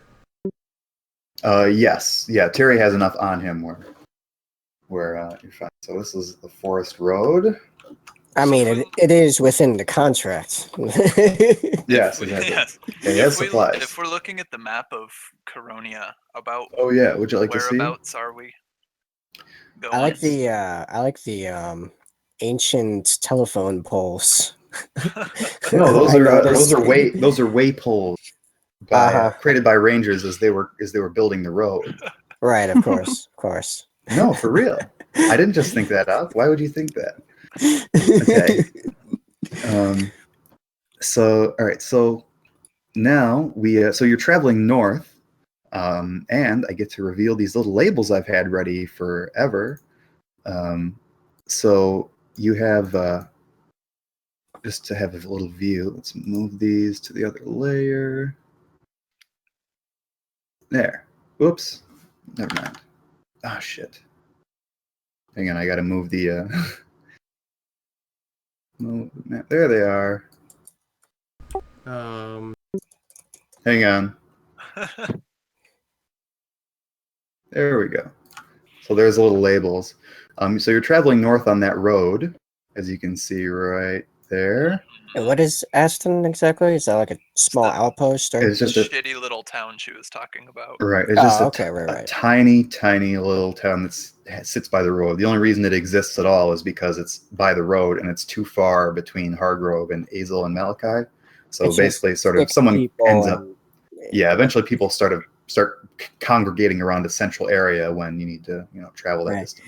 It's 6 people and 5 of them hate each other. not quite that small, but sort of in that, it's you guys wouldn't really know much about Aston, I don't think, unless anybody's up. Well, actually, Morris would probably know since you're up from Malachi, right? A roundabout, closer, like up in here.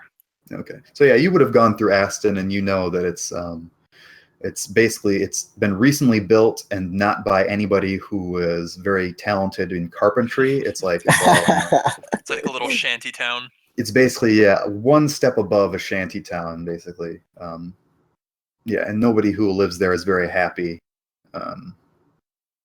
So that's basically all you know about Aston. So, but you're not really going to Aston, of course. No. You're traveling north of Terry to the site, which I've labeled as the site.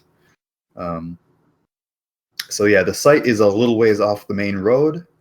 So you'll be traveling, and it's going to be quite a long ways. You're going to be walking on pretty much all day until you have to make camp. So you might have a chance to ask Terry or Birthday some questions, or talk to them, or talk amongst yourselves. So I don't know if you do that.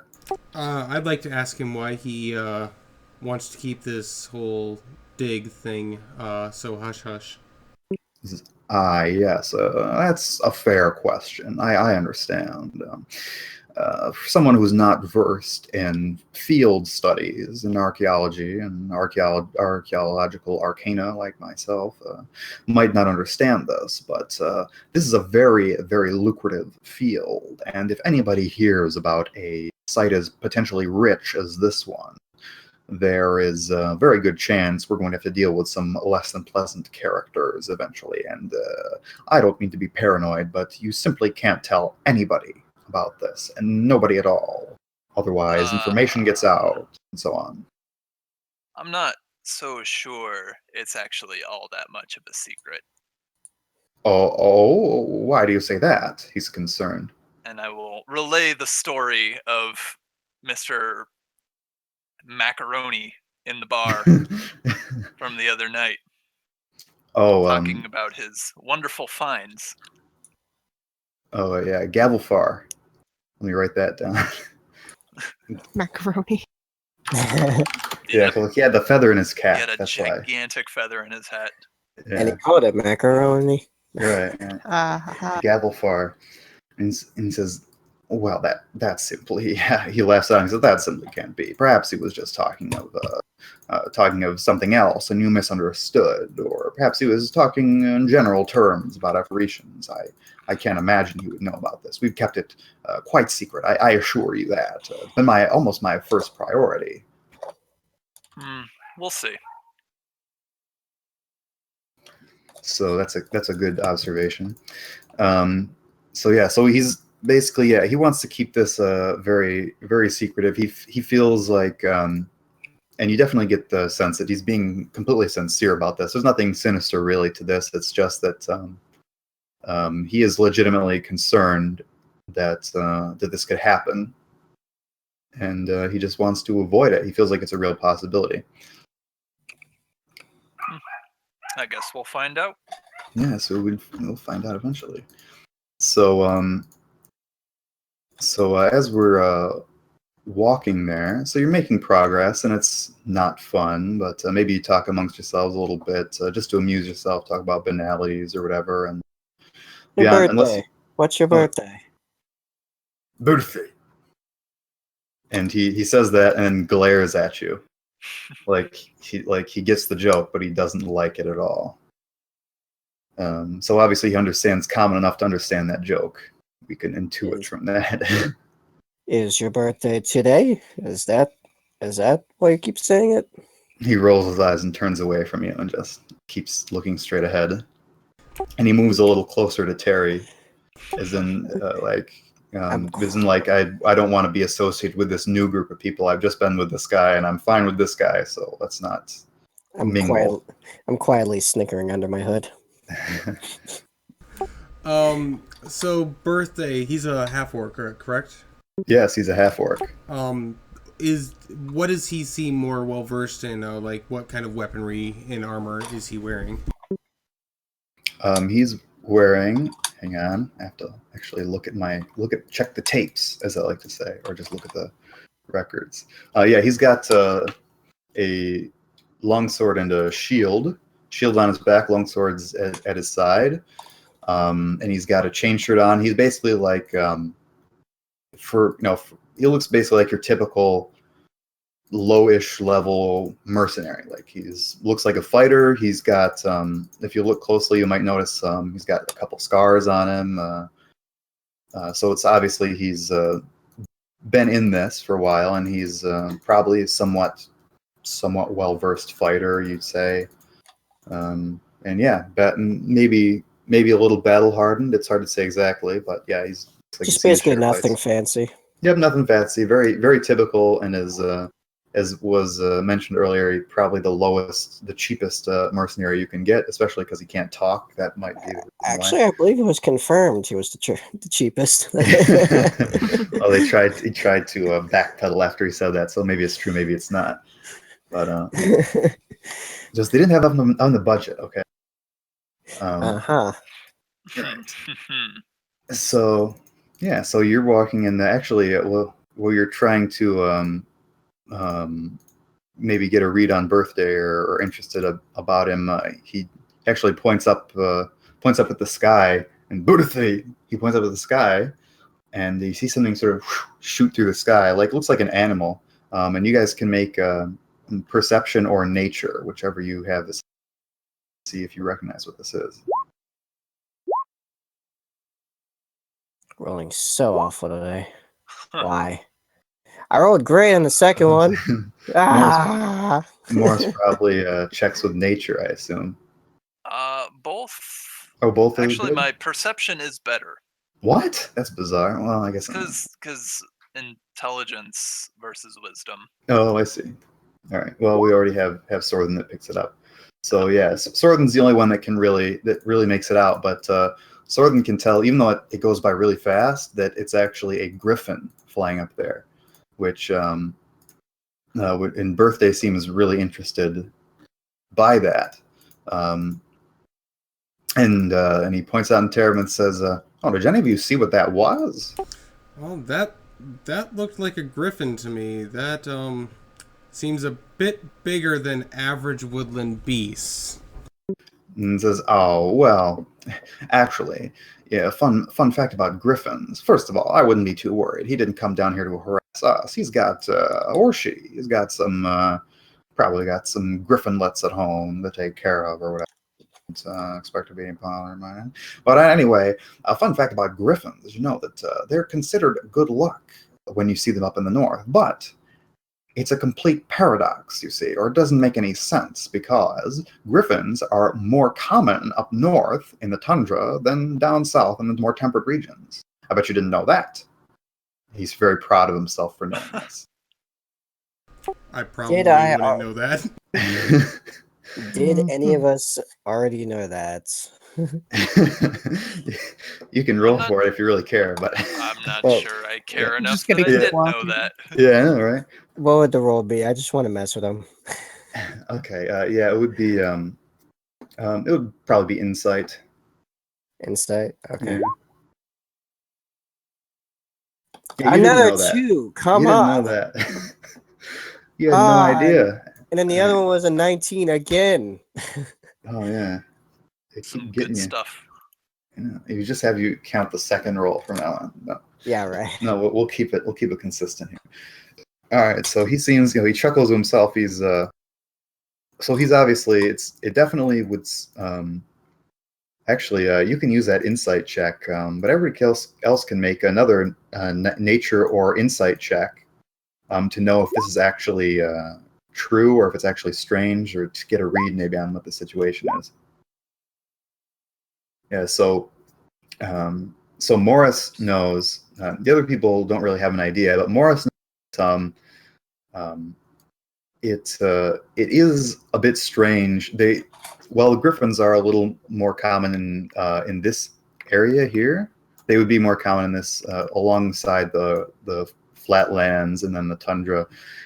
Where they are right now, like down here, it does seem a little strange. And the only reason why a griffin might be displaced is because of, well, the reason why a griffin might be down here is because it was displaced somehow. So, yeah, you can communicate that to the rest probably. I or you will. can keep it as a I'll secret. say, Okay. Usually you see griffins a lot further to the east than here. I imagine it must have been pushed out of its territory by something else. And Terman says, "Oh, is that so? Well, perhaps. That's one thing I didn't know. So now we've both learned something, eh?" So that's pretty much the end of that conversation. So unless you have anything else to say, anyone has any other comments on this, you can probably just keep walking. So you're traveling further north, and you're approaching. It's about 4 in the afternoon or so. So you've been going a good bit. You've stopped for a break of lunch, and it was pretty uneventful. Terry had some salted meat, and that was pretty much all.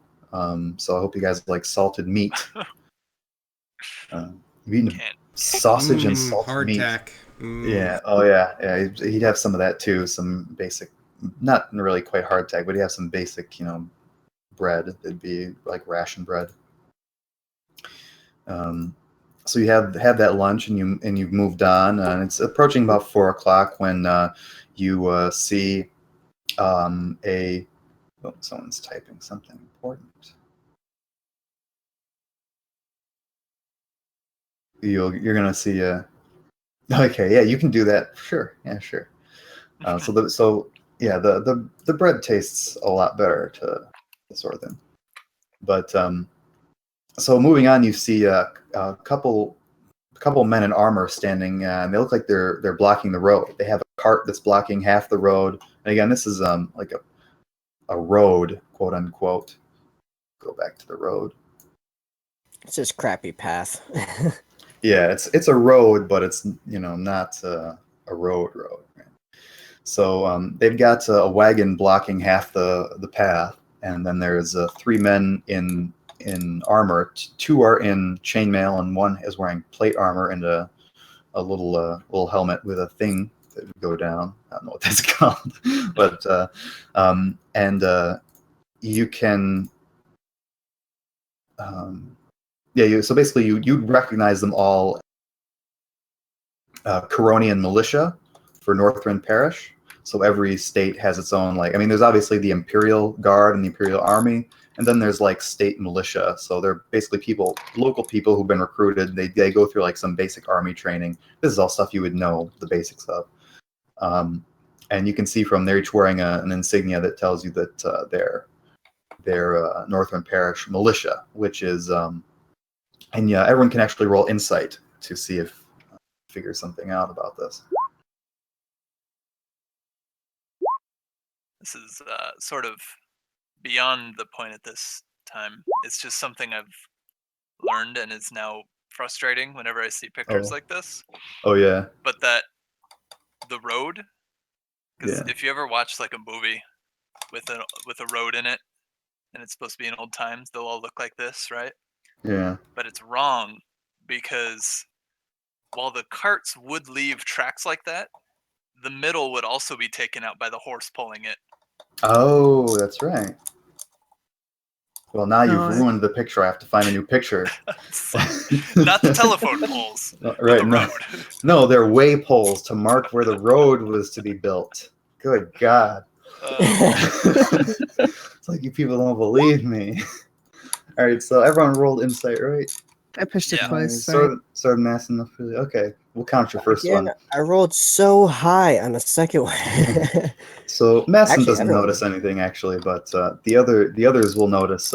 Making observation that you all know that this is the militia for Northern Parish, but it is a little bizarre based on how far north they are, because normally they'd be centered around. I'm going to switch the view again. They would be centered more in basically around Hargrove, or they would be sitting in Azel or Malachi, or they would be on the roads to the east, west, and south, right? I mixed up east and west, but it doesn't matter. Because those are like main roads. Those are like quote unquote real roads, right? So it's odd that they're up here doing something on the road. And it almost seems suspicious or worrying to you. So how many were there again? There were 3. That's what I thought. Yeah, so they have a cart blocking half of it, and then a horse, which presumably was carrying the cart, and then the 3 of them, 2 in chainmail, 1 in plate. They're both they're sort of got their weapons casually at the side, and when they see you, they've seen you approach from afar, so they're just sort of casually, they're not really talking, they're just casually sitting there waiting for you to get up to them and to talking distance, basically.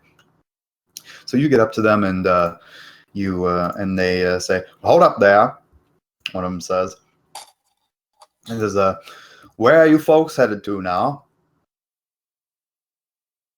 And I don't know who responds first. I would probably let Terry respond, since he's like our boss. Yeah, fair enough. So yeah, so you say first. We're going to Aston, and Terry says the exact same thing, like simultaneously as you.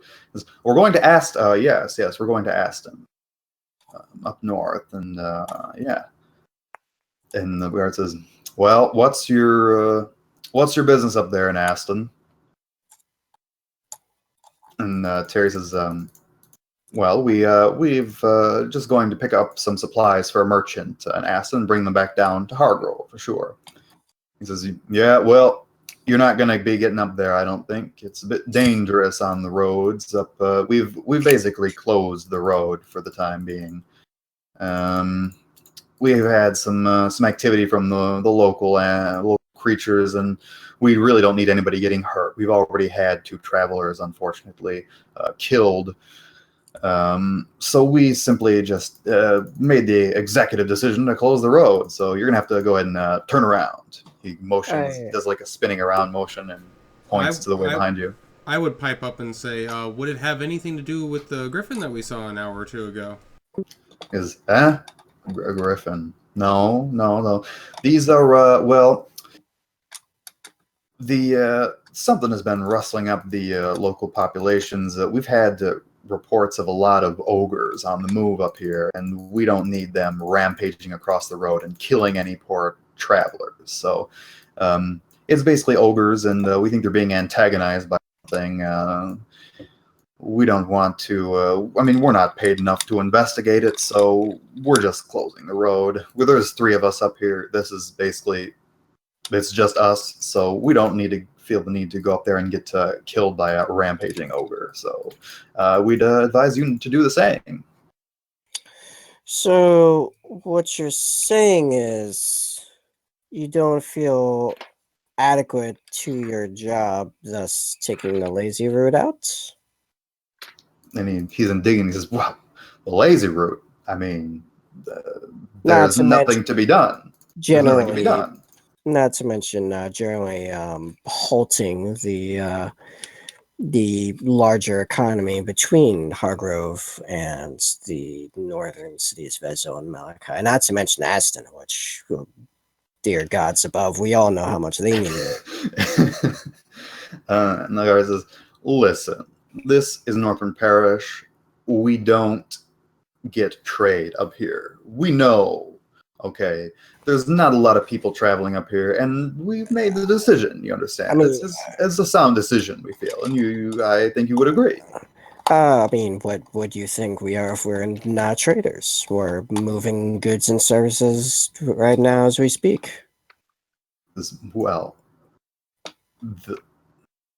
whatever it is, and he sort of sputters for a second. It's like he's obviously absolutely certain that he's not going to let you through in his mind, but he realizes that's a pretty reasonable thing to say. So he's trying to figure out to reason why it's actually not, and why he can deny you. So he's like, I can't imagine it's a big deal. I'm sure the kingdom isn't losing out on many taxes with this transaction, whatever you're doing. So perhaps if you would just turn around, and he does the turn around motion with a finger again. On the other hand, is there currently a bounty for this ogre as right now? Well, if you want to try and kill an ogre, I don't want to try and kill an ogre. Do you? I'd imagine bit, there yeah. might be quite a few Bevethel, do you want to kill an here. ogre? He says to the guy in the plate mail, and Bevethel just shakes his head. Plate mail shakes his no. As well, if you're so convinced, if you're so convinced you can, and he feels simultaneously insulted, and he feels like by letting you through at this point, he'd almost be getting revenge on you by letting you go into a dangerous situation. You think I can't kill an ogre, huh? I'll prove you wrong. You let me through right now, I'll kill that ogre. and he's like, fine. If you're so pressed to run to your graves, I'll let you through. How's that? And Terrameth looks at you. Terrameth looks at you both, and he says, I think that's an excellent deal. We'll go kill ourselves an ogre. As I look back to the group with like it entirely hidden from the guards, but a decently visible wink as I've kind of moved up the group to talk to them during all that. So the one who was talking to you makes a wide bow, like a very sarcastic show of letting you through, and the other two just shuffle off to let you through. And Terrameth gives you, of course, he gives you these really big eyes, like not quite angry but almost like he's just obviously visibly very worried. And he gives you this big look with raised eyebrows, and of course his eyes look even bigger because of his big spectacles on. So you guys pass through unmolested, and that's Terrameth, always a benefit. Yeah, no. And Terrameth says to you guys, you've long passed the militiamen, but I was about to say, did he wait till we are out of earshot? Yeah, he's long past the militiamen, but he still talks a little low. Like he says, listen, I really honestly didn't know about that beforehand. I would have told you. I would have been completely honest with you and said, "Oh yeah, that we're sure to have ogre problems." I would have informed you ahead of time for sure. I wasn't hiding anything. I'm honestly not that worried about it. If it's one ogre, if it's one ogre wandering around, big deal. First off, the chance of it wandering into us in as large of an open area as this is not that great. After that, if it turns out to be a problem, we'll deal with it then. My problem was more of those guards. I'm glad you're so confident. I'll turn to Birthday and say, Birthday, you want to go kill an ogre? And Birthday just shrugs and says, Birthday. Okay. So Birthday is you can tell probably from the way he shrugged that he's basically got the same feeling. Like he's not ahead of time too worried either. Terry is pretty much the only one worried, but Birthday is like, yeah, if we see one, we'll probably be able to handle it. So it's now 5 of us versus an ogre, and we're a pretty well balanced group. Whatever. Yep. So you're making your way along, and the sun's starting to get a little lower in the sky. And Terry has mentioned before that it's going to take just a little more than a day, so you're going to have to camp eventually. And as the light's going down, everyone make a perception check. I would also light my hooded lantern at this point to give us a bit more light. Once the light starts getting low. I would also turn on my Paddington. Where is it? Where's the there we go. Light, the scythe light. Mm-hmm. So like something that should be as seen on TV product. So Walgreens, the scythe light. Yeah, 1 part monster killing machine, 1 part flashlight. These black and white footage of people getting crushed by ogres in the dark because they couldn't see them. Has your scythe been letting you down? No, it would have to be like those ridiculous over-the-top commercials where it'll be like a guy trying to pour alchemical stuff together, and he just like throws it into the air. He goes, oh, it was too dark in here. I really can't take this anymore. You rolled a 4 persuasion. and a 19. Oh, I did. Okay. Never mind. Well done. Yeah, you Uh-huh. can re-roll that. Wrong per. Oh yeah, it's another per. Watch as he rolls even lower. Ophelia, did you? A 4. I rolled a 4 22. again. I just had a higher Goodness modifier. Okay, so Morris and Ophelia I swear happen I was to. rolling Yeah. so high 2 weeks ago. Oh, Ophelia is definitely a little more in tune with the forest around, and because she's been sort of living. I don't want to make any assumptions about what your ideas of the are like, but I feel like they're a little more like. I mean, they definitely have like houses, civilization going on, but it feels like they'd probably be comfortable in nature more so because they've lived sort of isolated in this disparate community. Mm-hmm. Yeah, okay. Huts in the forest. Yeah, absolutely, absolutely. So she's a little more in tune with things, and Morris from his time out in the woods, he notices immediately too. Off through the woods, you guys have been looking particularly carefully. I mean, everyone's sort of, especially after the ogre, been sort of keeping an eye on things and keeping an ear open. But you two notice definitely some subtle movement off through the woods. I mean, there's a lot of trees breaking up your line of sight, but you notice that there's actually see two wolves out moving through the woods, and it seems like they're moving parallel to you. Not like in any sort of sinister way, but they seem to be just traveling, moving through the trees, and you notice that they seem to have been going alongside you for quite a while at this point. I'll point them out to the party. Okay. Yeah. So everyone sees that, and Terry says, "See, now that's the thing I'm worried about. I don't need any pack of wolves eating me at night. That's why I have birthday here. But birthday," he says. Yes. But there. But who knows what other sort of wild animals might try their luck, and I don't need to. I don't feel like getting torn apart by any pack of animals. So that's why I feel I'm very glad to have brought you fine folks along. About how far away are they from us? Oh, just probably not like they're far enough where like they're aware of you, and now you're aware of them. They're probably I'm not so great with dead reckoning, but I think maybe like 200 feet to the side of the road. Like the trees are sparse enough where you can see that far, and you can see they're just moving among the trees parallel to you. I'm going to, if possible, track them as we move along. Shouldn't be too difficult. Yep. And assuming they are beasts, which I would hope so. Indeed, they are. Have advantage for it. So. Let me just refresh myself on the rules real quick, so I know exactly what you're going to be doing. Can I make a survival check to try to ascertain the general intent of the wolves? Like, why do they seem to be so close to us? Yeah, sure. We got rolled low again. And the other one's an 18. I'm going to kill myself. They keep putting... I got to give you advantage or something so you can actually use those. I know, right? Like, I get advantage once and everything happens. Okay. So, so you can't really make out anything remarkable about what they're doing. They're just walking. I got it. I know I'm going to fix it. There. I rolled once. Everything after that should be switched. All right, sure. Maybe that works. Yeah, if you want to just roll for any random reason, feel free to. If you feel like it's affecting your luck, I'm perfectly okay with that.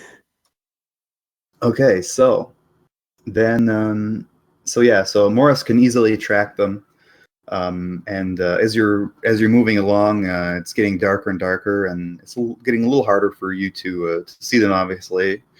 But they do seem to be just keep following you. They don't they're sort of like sniffing along the grounds, crisscrossing back and forth. Maybe they'll occasionally look over at you, or they'll sort of veer off, maybe another 100 feet to the left, or veer out and then veer back. Does it seem like they're stalking us like a wolf would, or if they're more, I don't know, spying on us? They seem like they are. It seems like they're attracted to you, and that they very well could be stalking you, but not like it's not like they're ready to attack right now or something. Right. It's just like, yeah, they don't seem to be like in a hunting position, but they're definitely following you with wolfish intent. I would describe it as. That's probably a good way to say it.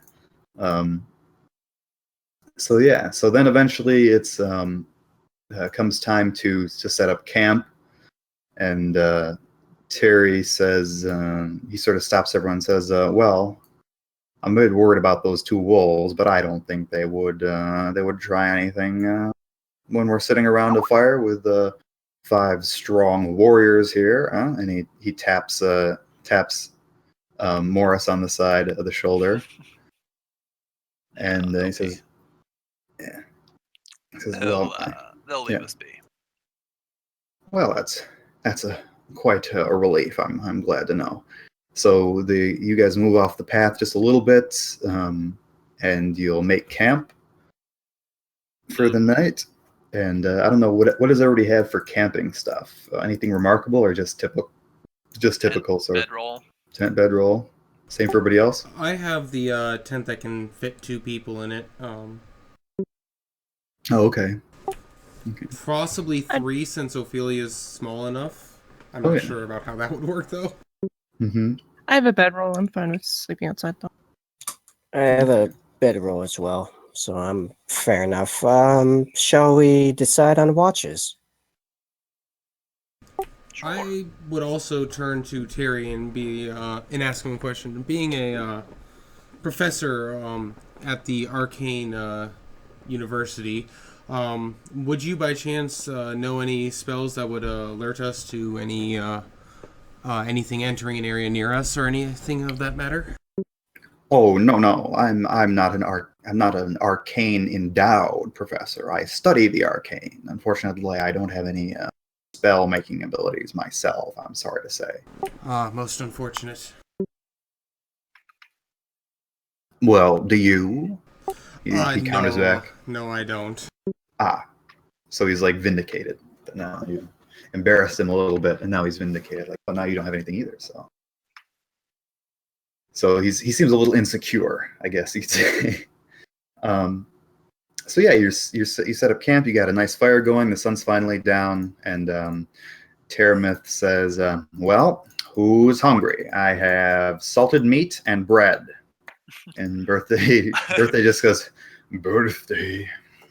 I'm going to let me double check this. Okay. Because I gotta. Oh yeah, you guys are also asked about watches too, so consider that. Let's see here. Oh, it's in the Dungeon Master's Guide.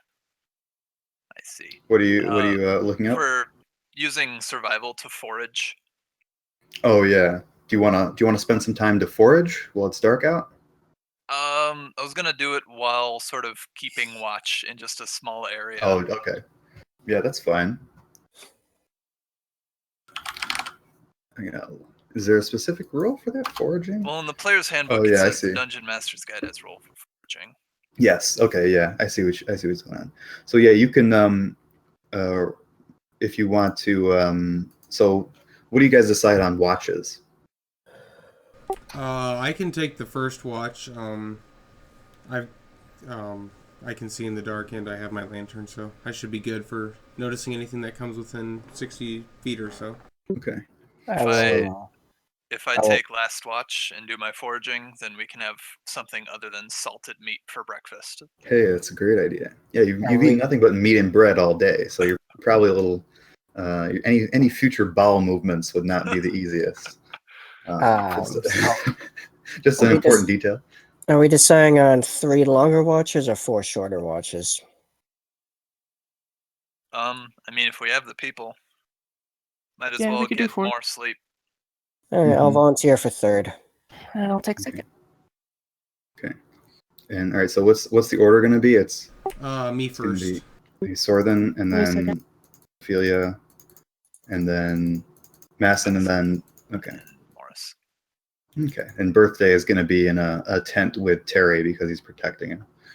So they're going to be retiring soon, and yeah. So everyone's sort of eventually, you have a little food. The fire's dying down. It's getting late. Sun's already been down for maybe half an hour to an hour or something. So we figure it's time to turn in. And so now we have Sorthen on watch, right? Sorthen's on watch. Yep. Okay, so Sorthen can make a perception check. My lot passive of is perception. 14, which Passive is is 14. far better than that. Right. Okay, so yeah, we'll say if, at 14, and then 1 second.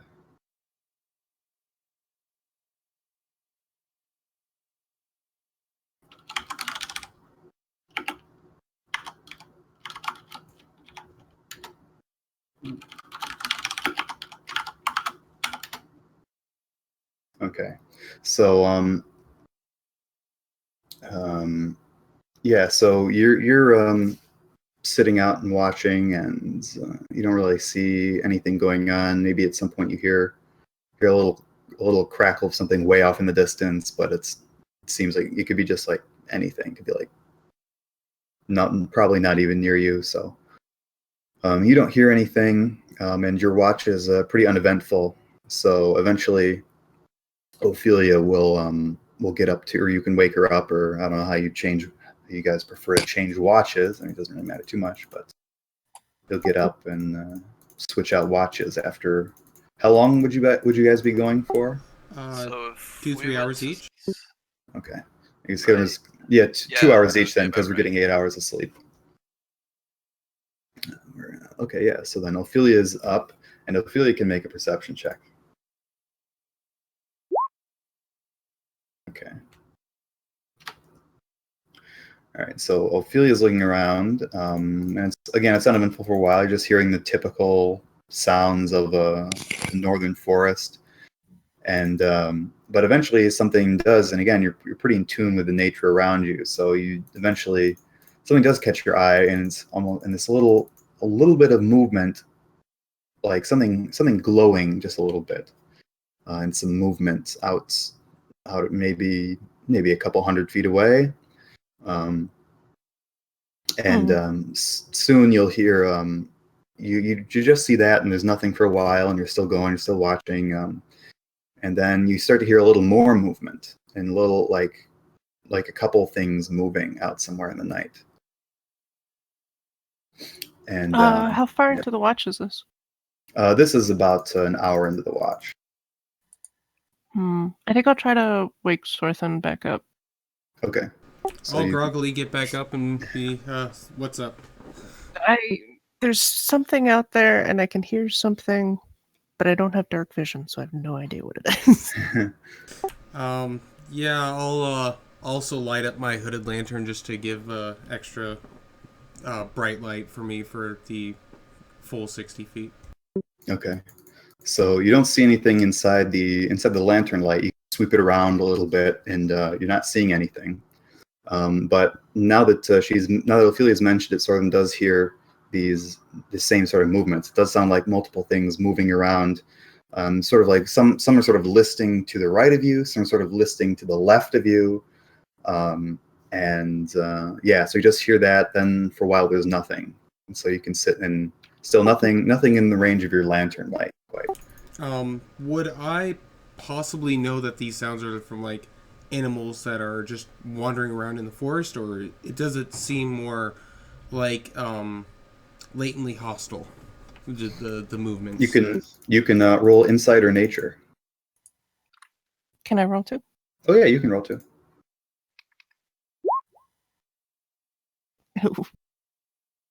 Okay, yeah. So neither of you can really get a bead on what it might be, but there's definitely some at least 2 things that seem to be moving around, almost in sort of like opposite directions, but sort of consistently close to you. Maybe it's the wolves again. Yes. They do seem to like flanking us. Oh yeah, that's right. So, do we have any pieces of firewood that have not fully burned down yet? You've got sort of the char. The fire is sort of already burned down, but you didn't like put it out with dirt or anything, so it's still, you still got some hot sort of glowing logs. You could try to relight some. Yeah, whatever logs we have left, I'm gonna throw onto the fire and cast prestidigitation to light the fire back up. Okay. And yeah, so that just so we have extra torches should it be required. So that lights the fire up, and so your lantern was sort of like, is it a bullseye lantern? Is it? It's a hooded lantern. It has 30-foot radius bright, 30-foot dim, and I can make it only 5-foot dim. Okay.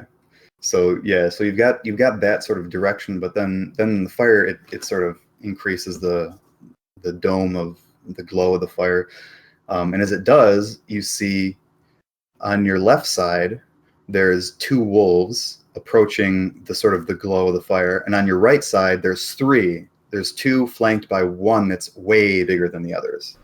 I immediately shout, "We got wolves!" and prepare to cast Burning Hands at the bigger one. Okay, so we won't do tactical combat for this. This one's pretty simple. So this is so the wolves didn't catch you by surprise because you're well prepared and you thought to add some extra light to the area. So everyone, let's see. Let me think about how to do this. So at least Ophelia and Sorthen roll initiative. And you guys shouted, "We got wolves!" So everybody else will be waking up in pretty short order. It says we have to have tokens to Oh, well, just do a manual roll. Okay. Yeah, and I'll keep track of it like a Luddite in just a text document. Okay, so you guys are going to go first. All right, Ophelia will go first, and then Chris, and then everyone will go, Sorthen rather, and everyone will, now everyone else roll initiative. And then that'll determine who goes after them.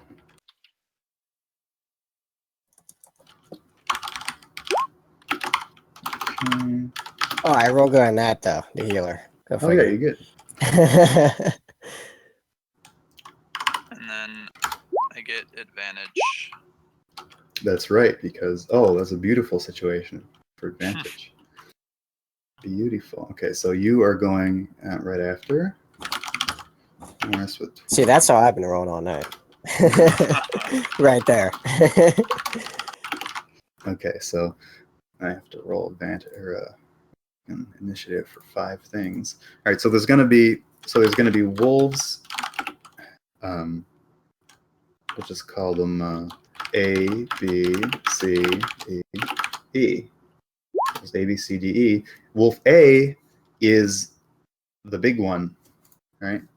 And then he's with wolves B and C, and then D and E are to the.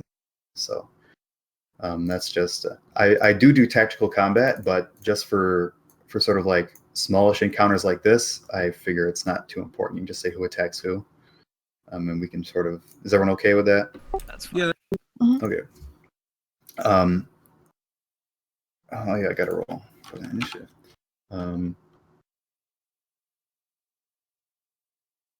20.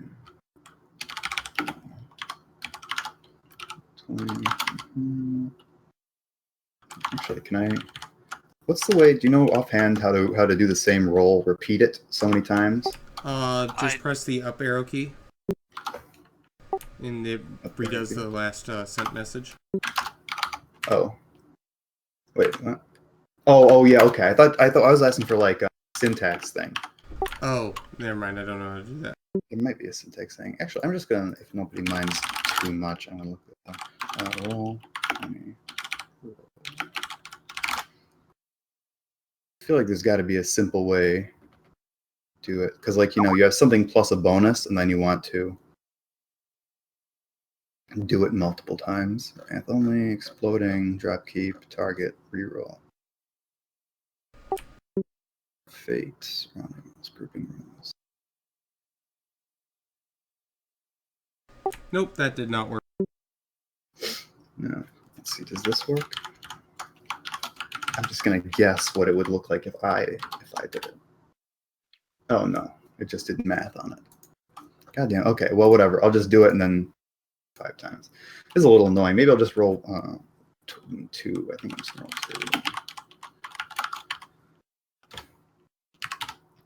2. Okay. So the let's see. Add to initiative order.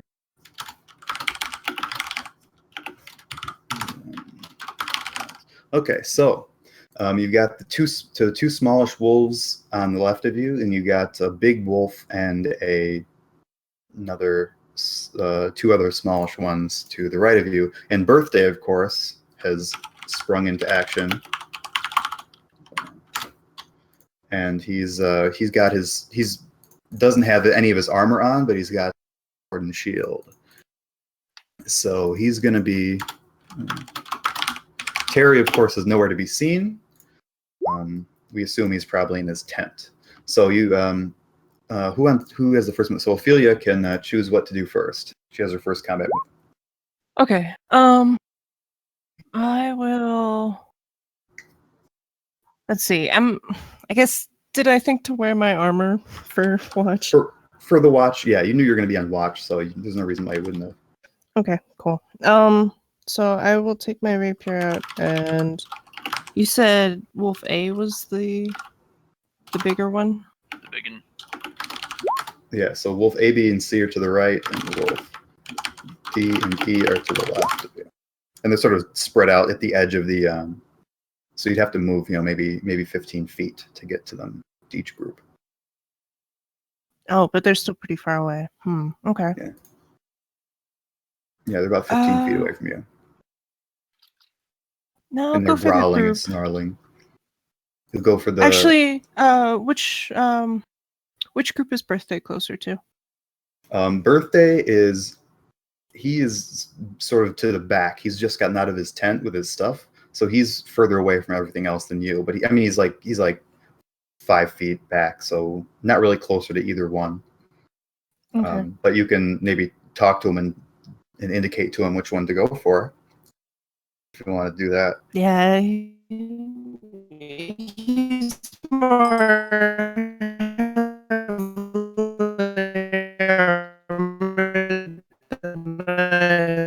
so I'll... Well, he doesn't... Wolf A. Okay, you're going to attack the big wolf. Let's see if... Hold on. I think I figured. Attack roll. Is your attack roll? Okay. Yeah, so you get a good hit off on the wolf, and you get a nice piercing blow at it. It sort of shies away from you, but you still stick it really solidly with your rapier and do some probably some good damage. It looks like it's bleeding. So. Okay. Yeah. It looks like that's how you do advantage, by the way. Oh, okay. But yeah. If you want to keep highest to 1. So yeah, you roll 2d. Keep. Yeah. Okay, that makes sense. Yeah, that's actually very useful. Thank you. Okay, so yeah, you do damage to the wolf, and up next is Sorthen. Are they all within a 15-foot cone of each other? Could I use Burning Hands and hit the big wolf and the 2 side wolves? Yes, you could do that. All right, I would like to do that. Okay.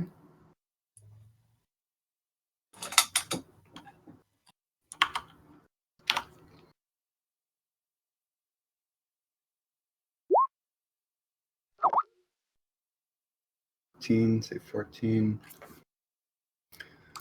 So we will do a save. I'm trying to think of the smartest way to do this with the least amount of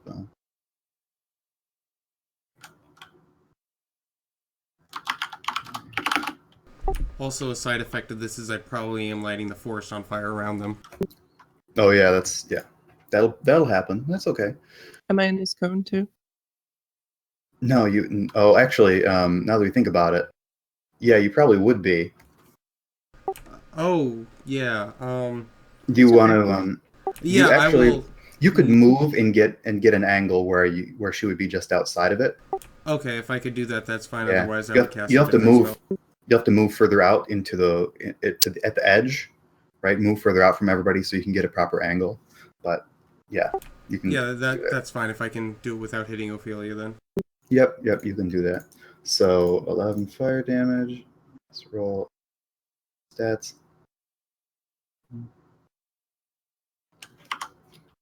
Wait. Saves.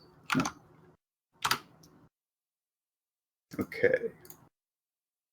So yeah, the one of the alpha wolf actually doesn't manage to dodge out of the way in time, and it takes that full damage, and it looks like it's pretty well hurt. Like it's got singed fur and it's limping. The other two managed to actually with pretty good reflexes dodge out of the way, like they see it coming, and they manage to. So they dodge. They'll only take half damage from that. But yeah, they still don't look too good. I mean, that hurt them pretty decently. So, and Ophelia is safe, but you're further out. You're separated from everybody else right now. Yep, that's fine. Okay. So next is so now the alpha wolf is going to sort of in desperation, right? Like it's feels like it's it's very badly hurt, so it's going to make a desperation sort of attack on Ophelia, just because it's the thing closest to it, and it's kind of scared at this point. Didn't expect its prey to put up this much of a fight. So actually, now they are wolves, so they're going to have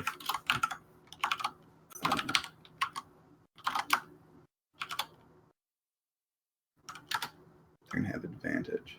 Okay. Yeah, they're wolves, so this wolf has advantage on the attack. But yeah, it's going to attack you with a 13, Ophelia. Does that hit you? Nope. Okay. I have 17, including the shield. Okay. So yeah, we'll go on without Chris just briefly. His turn doesn't come up till a while. Okay, so you dodge that, and it was pretty well expected too, because the wolf looks pretty desperately injured. Next is Morris. Okay, I will sort of scramble out of bed, grab my bow. Mm-hmm. And is it a surprise round or is it just Nope. straight up? Nope. Okay. I just ruled that whatever the rolls were, Ophelia and Sorthen would go first because they were just already prepared. But Okay. they weren't surprised because the wolves didn't get in like a leaping attack or something, and they managed to rouse you before anything happened. So yeah. So I'll scramble out with my bow, take sort of assessment, and fire at one of the wolves. Okay. Which one? Let's see. So which ones were burned? The wolves A, B, and C on the right. Okay.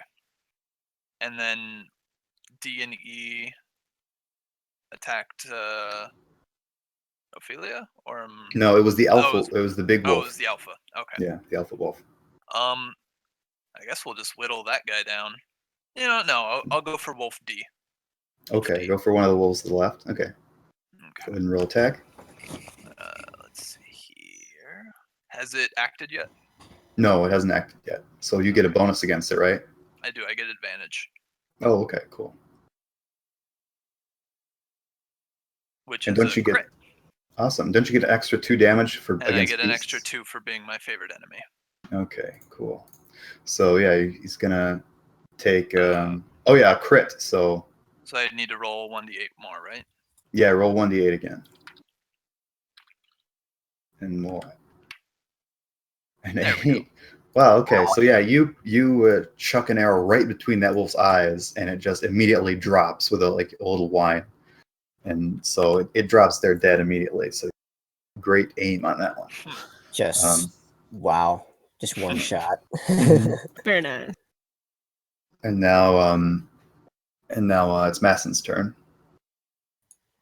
All right. So, any of the small ones still up, or all of them are still up?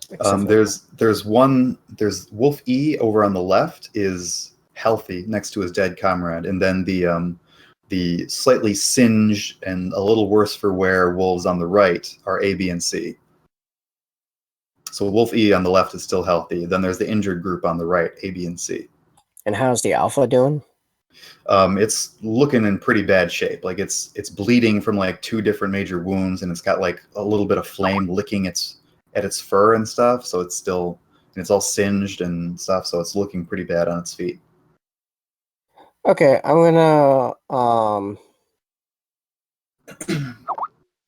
going to do this to the healthy wolf on the left. Okay. Guiding bolt. That was not the best damage roll, but not bad either. Oh, it's 46. Oh, that's not too bad. Yeah, you hit him square on with the guiding bolt, and it just sends this sort of shock of green spectral energy through him, and the wolf shudders and it drops immediately to the ground, but it still looks like it's moving just a little bit. It doesn't look like it's killed outright, but it's severely injured, sort of just rolling on the ground a little bit and seems incapacitated.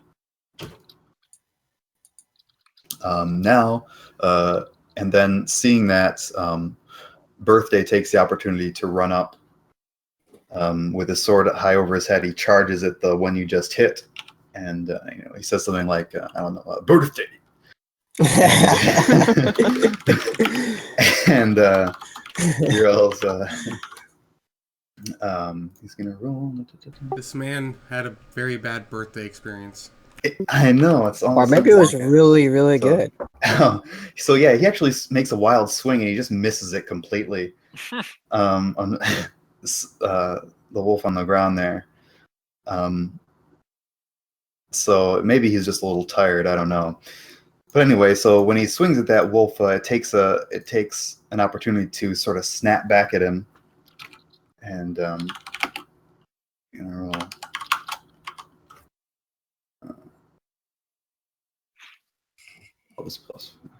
Oops. So many damn windows. So it rolls to hit him, and it does get a very sad little bite off on him. It's gonna +2. How to put these in Roll20 or something? Okay, there we go. So yeah, it takes a nice chunk out of his thigh as punishment for swinging and not managing to finish it off. Meanwhile, the other 2 wolves by the alpha seem to be emboldened to protect the bigger wolf there, and so then they both go after Ophelia. So we're gonna roll. Yeah. Actually, I think I can redo this roll, right? Yes. Okay, so one's gonna roll to attack, the other rolls and gets a 4. So Nope. So yeah, they can't hit you. You're way too fast and nimble for them. So then it is Sorlin's turn. No, it's Ophelia's turn again. Oh, okay. So post. So you have the alpha wolf and the 2 injured. The alpha was pretty well injured too. Yeah, I'll go for the alpha again. Okay.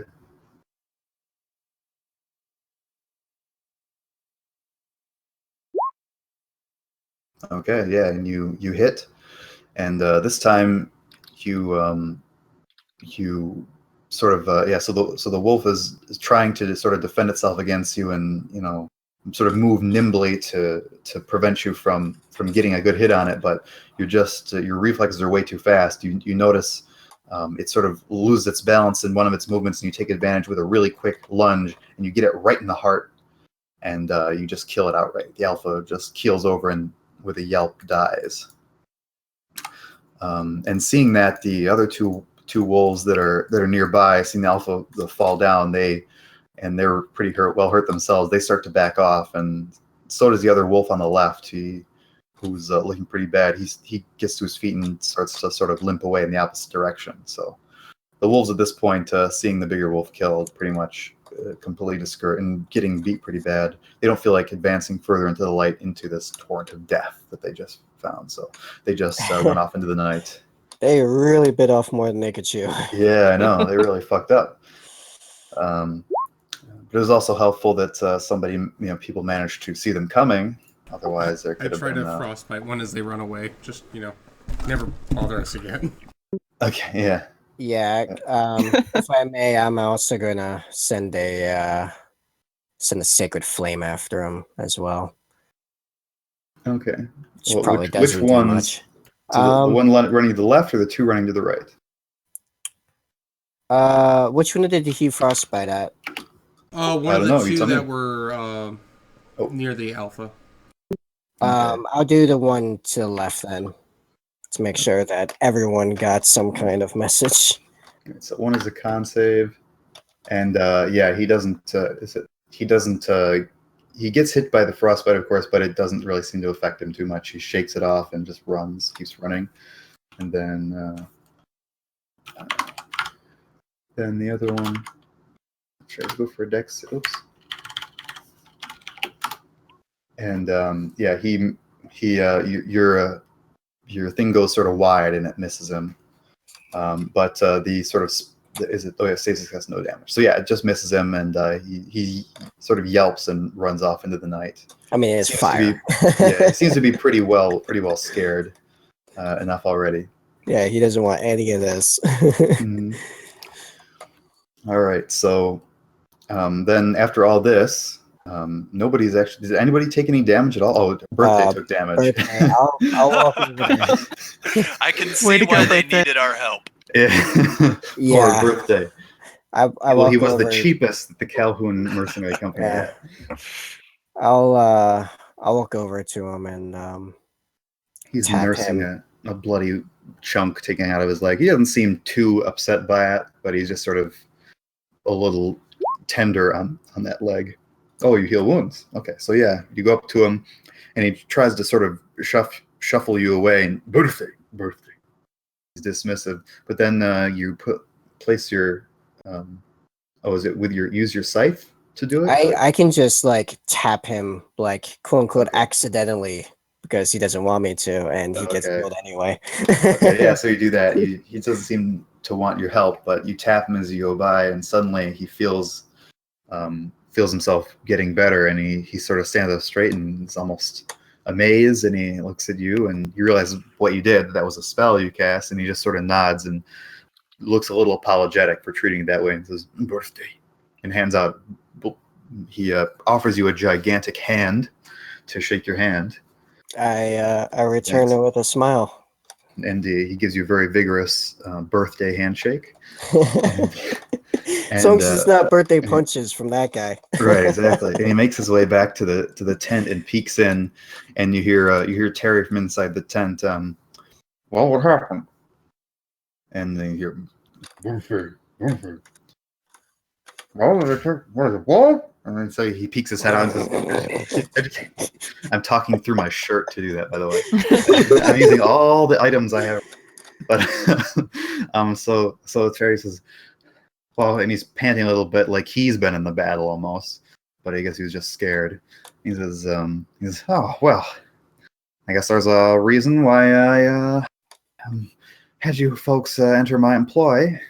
Goodness, it was the most harrowing experience of the last year, I suppose. I've had worse. And he realizes he's not looking very good in all this, and he tries to brush it off. He's like, well, I mean, it's not like it's the worst situation I've been in after all. It was a lot of wolves. How many wolves was that anyway?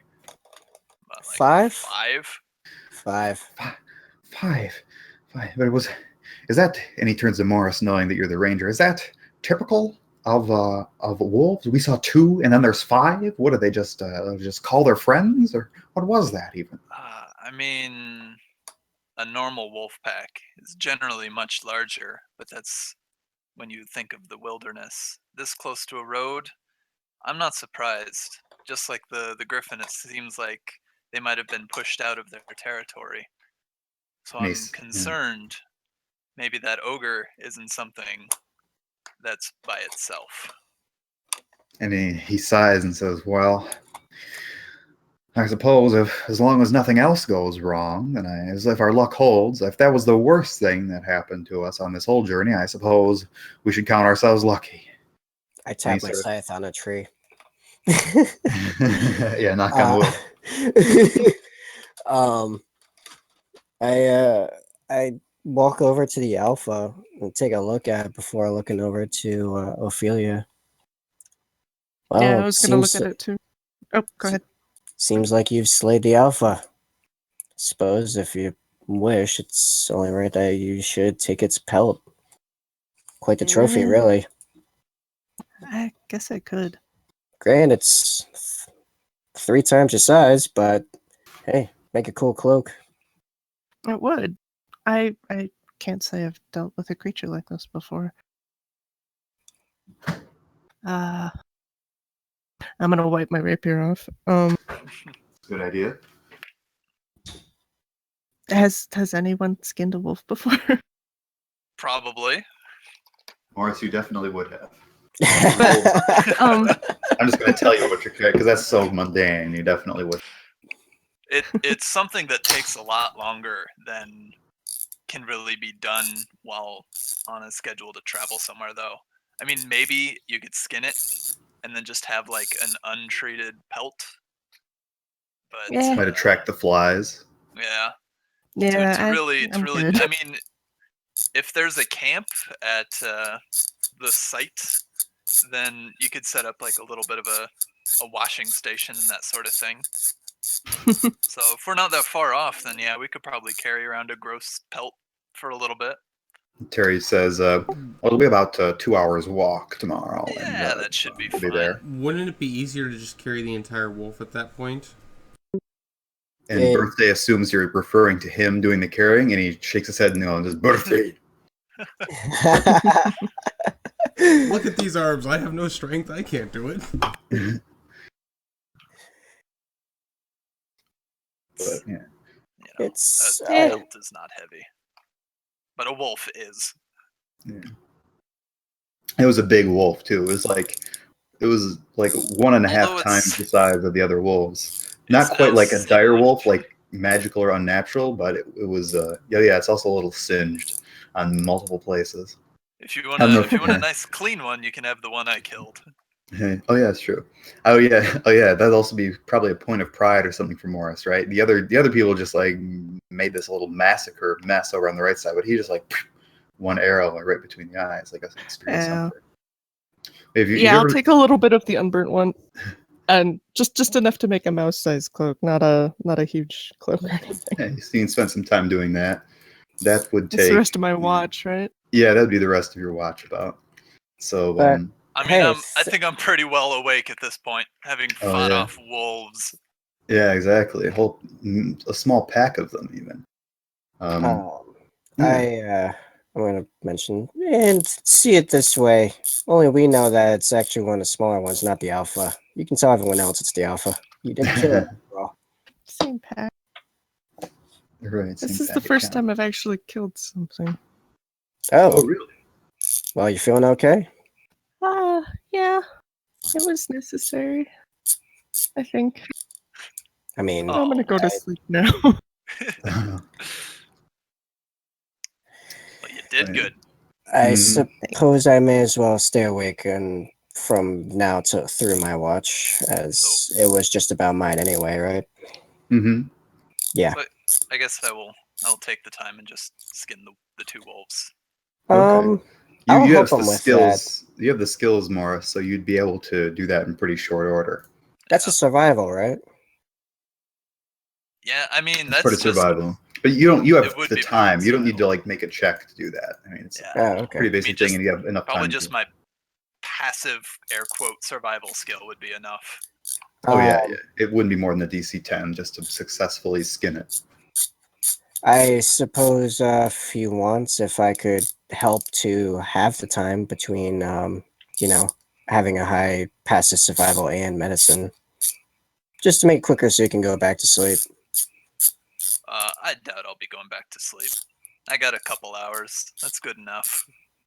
Oh, okay. He's I should hardcore. probably look up the situations revolving me recharging my spells. So That was basically, I will both my have level taken ones. a short rest? Yeah, you could count that as a short rest, but you didn't I'll really. treat it as a short rest instead of a full. Okay. You recharge spells upon long rest. For clerics? That's what I For thought. any caster, except for Oh, warlocks. okay. Gotcha. Okay. In that case, I doubt we'll need it immediately upon getting there. I mean, unless everyone wants to wait around an extra, 6 hours for me to nap. Mhm. So basically, what's the state we're sort of having everyone in right now? Is that who's going back to sleep? Who's staying up? I'm gonna go back I'm to going to sleep. sleep. Okay. I'll just have the short rest, and then, because I'll do the skinning, and then it was my shift anyway, basically. Right. Okay. So I'll forage for breakfast. I think the extra 2 hours I'd get after that would pretty much be like a power nap at this point, so I'll just go with the short rest as well. Okay.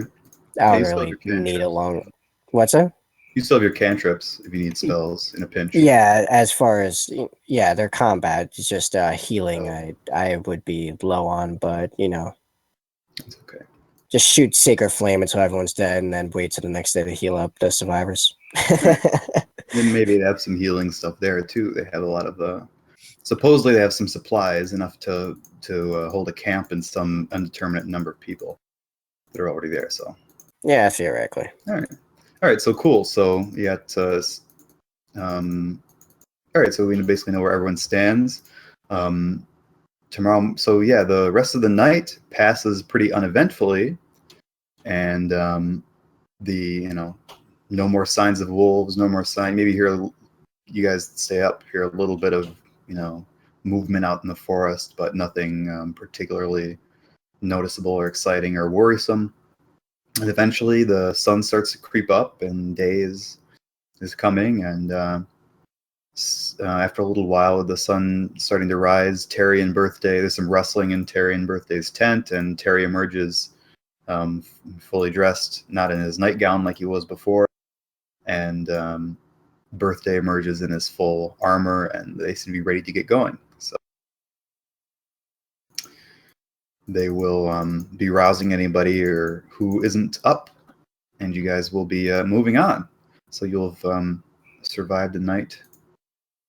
Yay! Wolves. Yeah, we survived the night of wolves. So any thing to do? We're almost done. I just want to say you guys are going to get to the just walk 2 hours, pretty uneventful. Again in the morning. Oh yeah. Also, actually, sorry, Morris. Did you want to do something with food? Yeah, I was just gonna do basic foraging, so we didn't have Okay. to have garbage salted meat That's actually and a good hardtack. That's a good idea. So you'll have done that through the night and make it survival. There's no question about whether you'll be able to get something, but this is just to check to see what the quality. And I do get double of whatever it was. Oh goodness. Okay. So So when I yeah. forage, I find twice as much food as I normally. Okay. So yeah. You find. Oh, yeah. 1d6 plus care. Oh, there's special rules even. Okay, I gotta roll a die to figure this out. Oh my! What's your wisdom My modifier? wisdom? +4? No, wisdom is +2. Oh, okay. So it's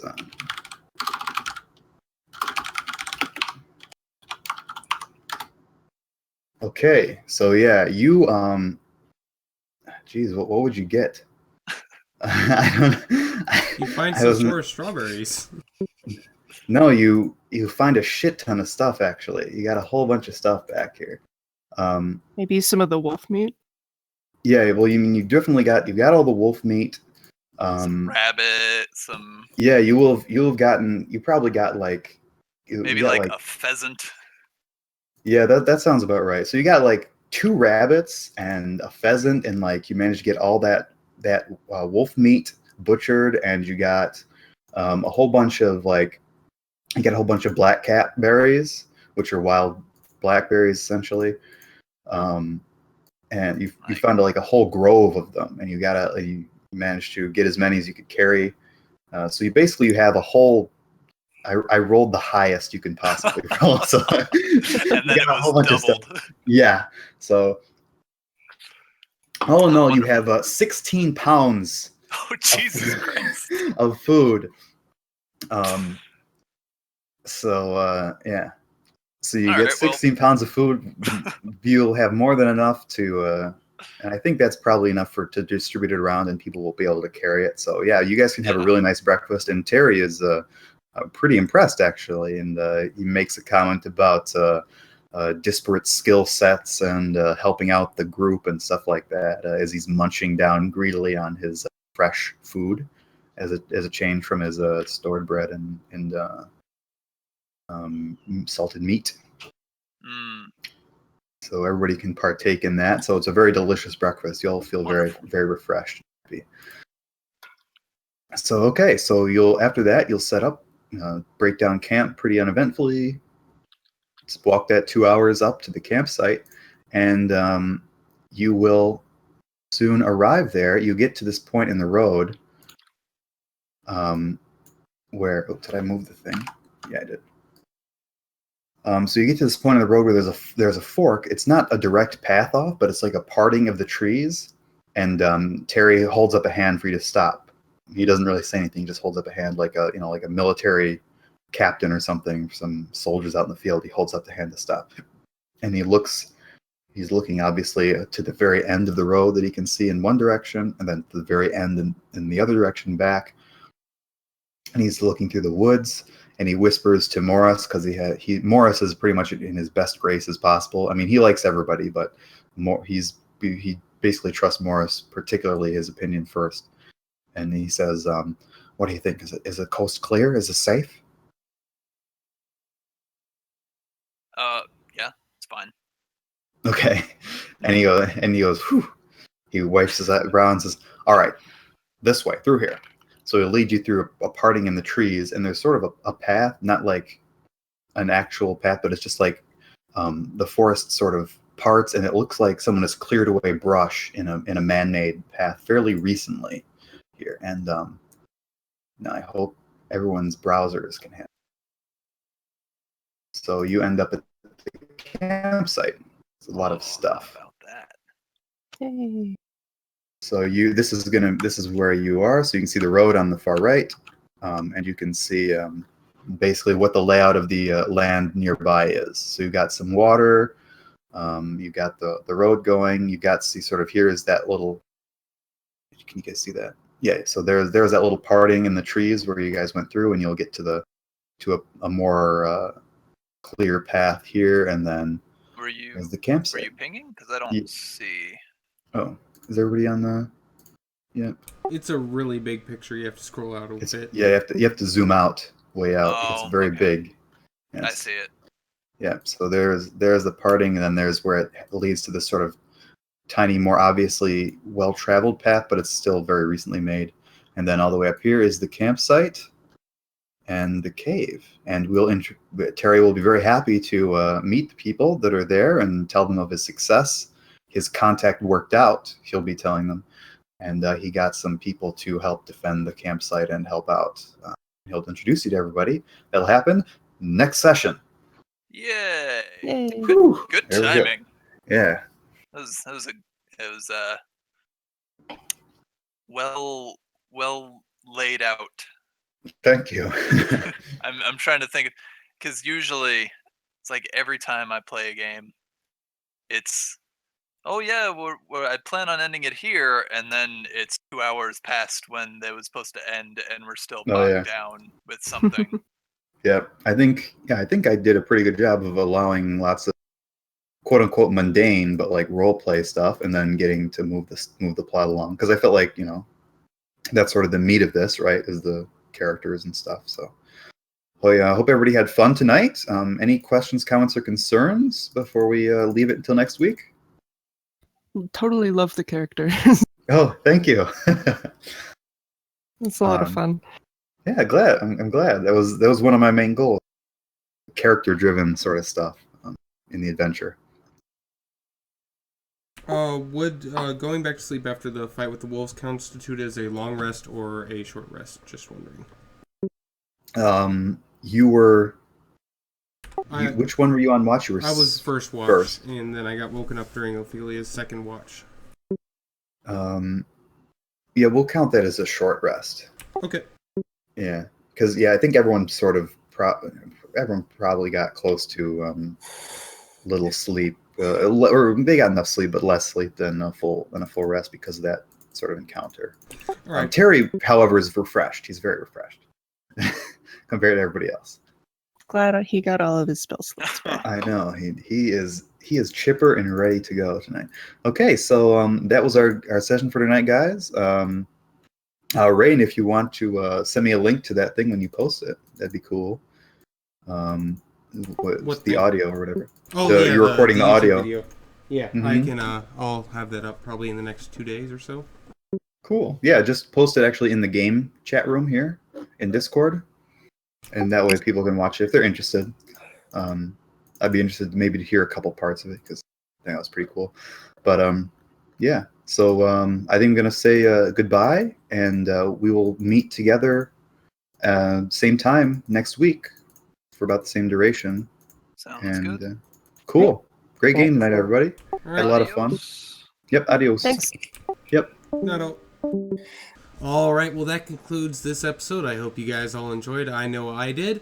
It was a very fun experience playing on Roll20, and I'm looking forward to next week where we're going to be guarding the cave and doing other things archaeology-like.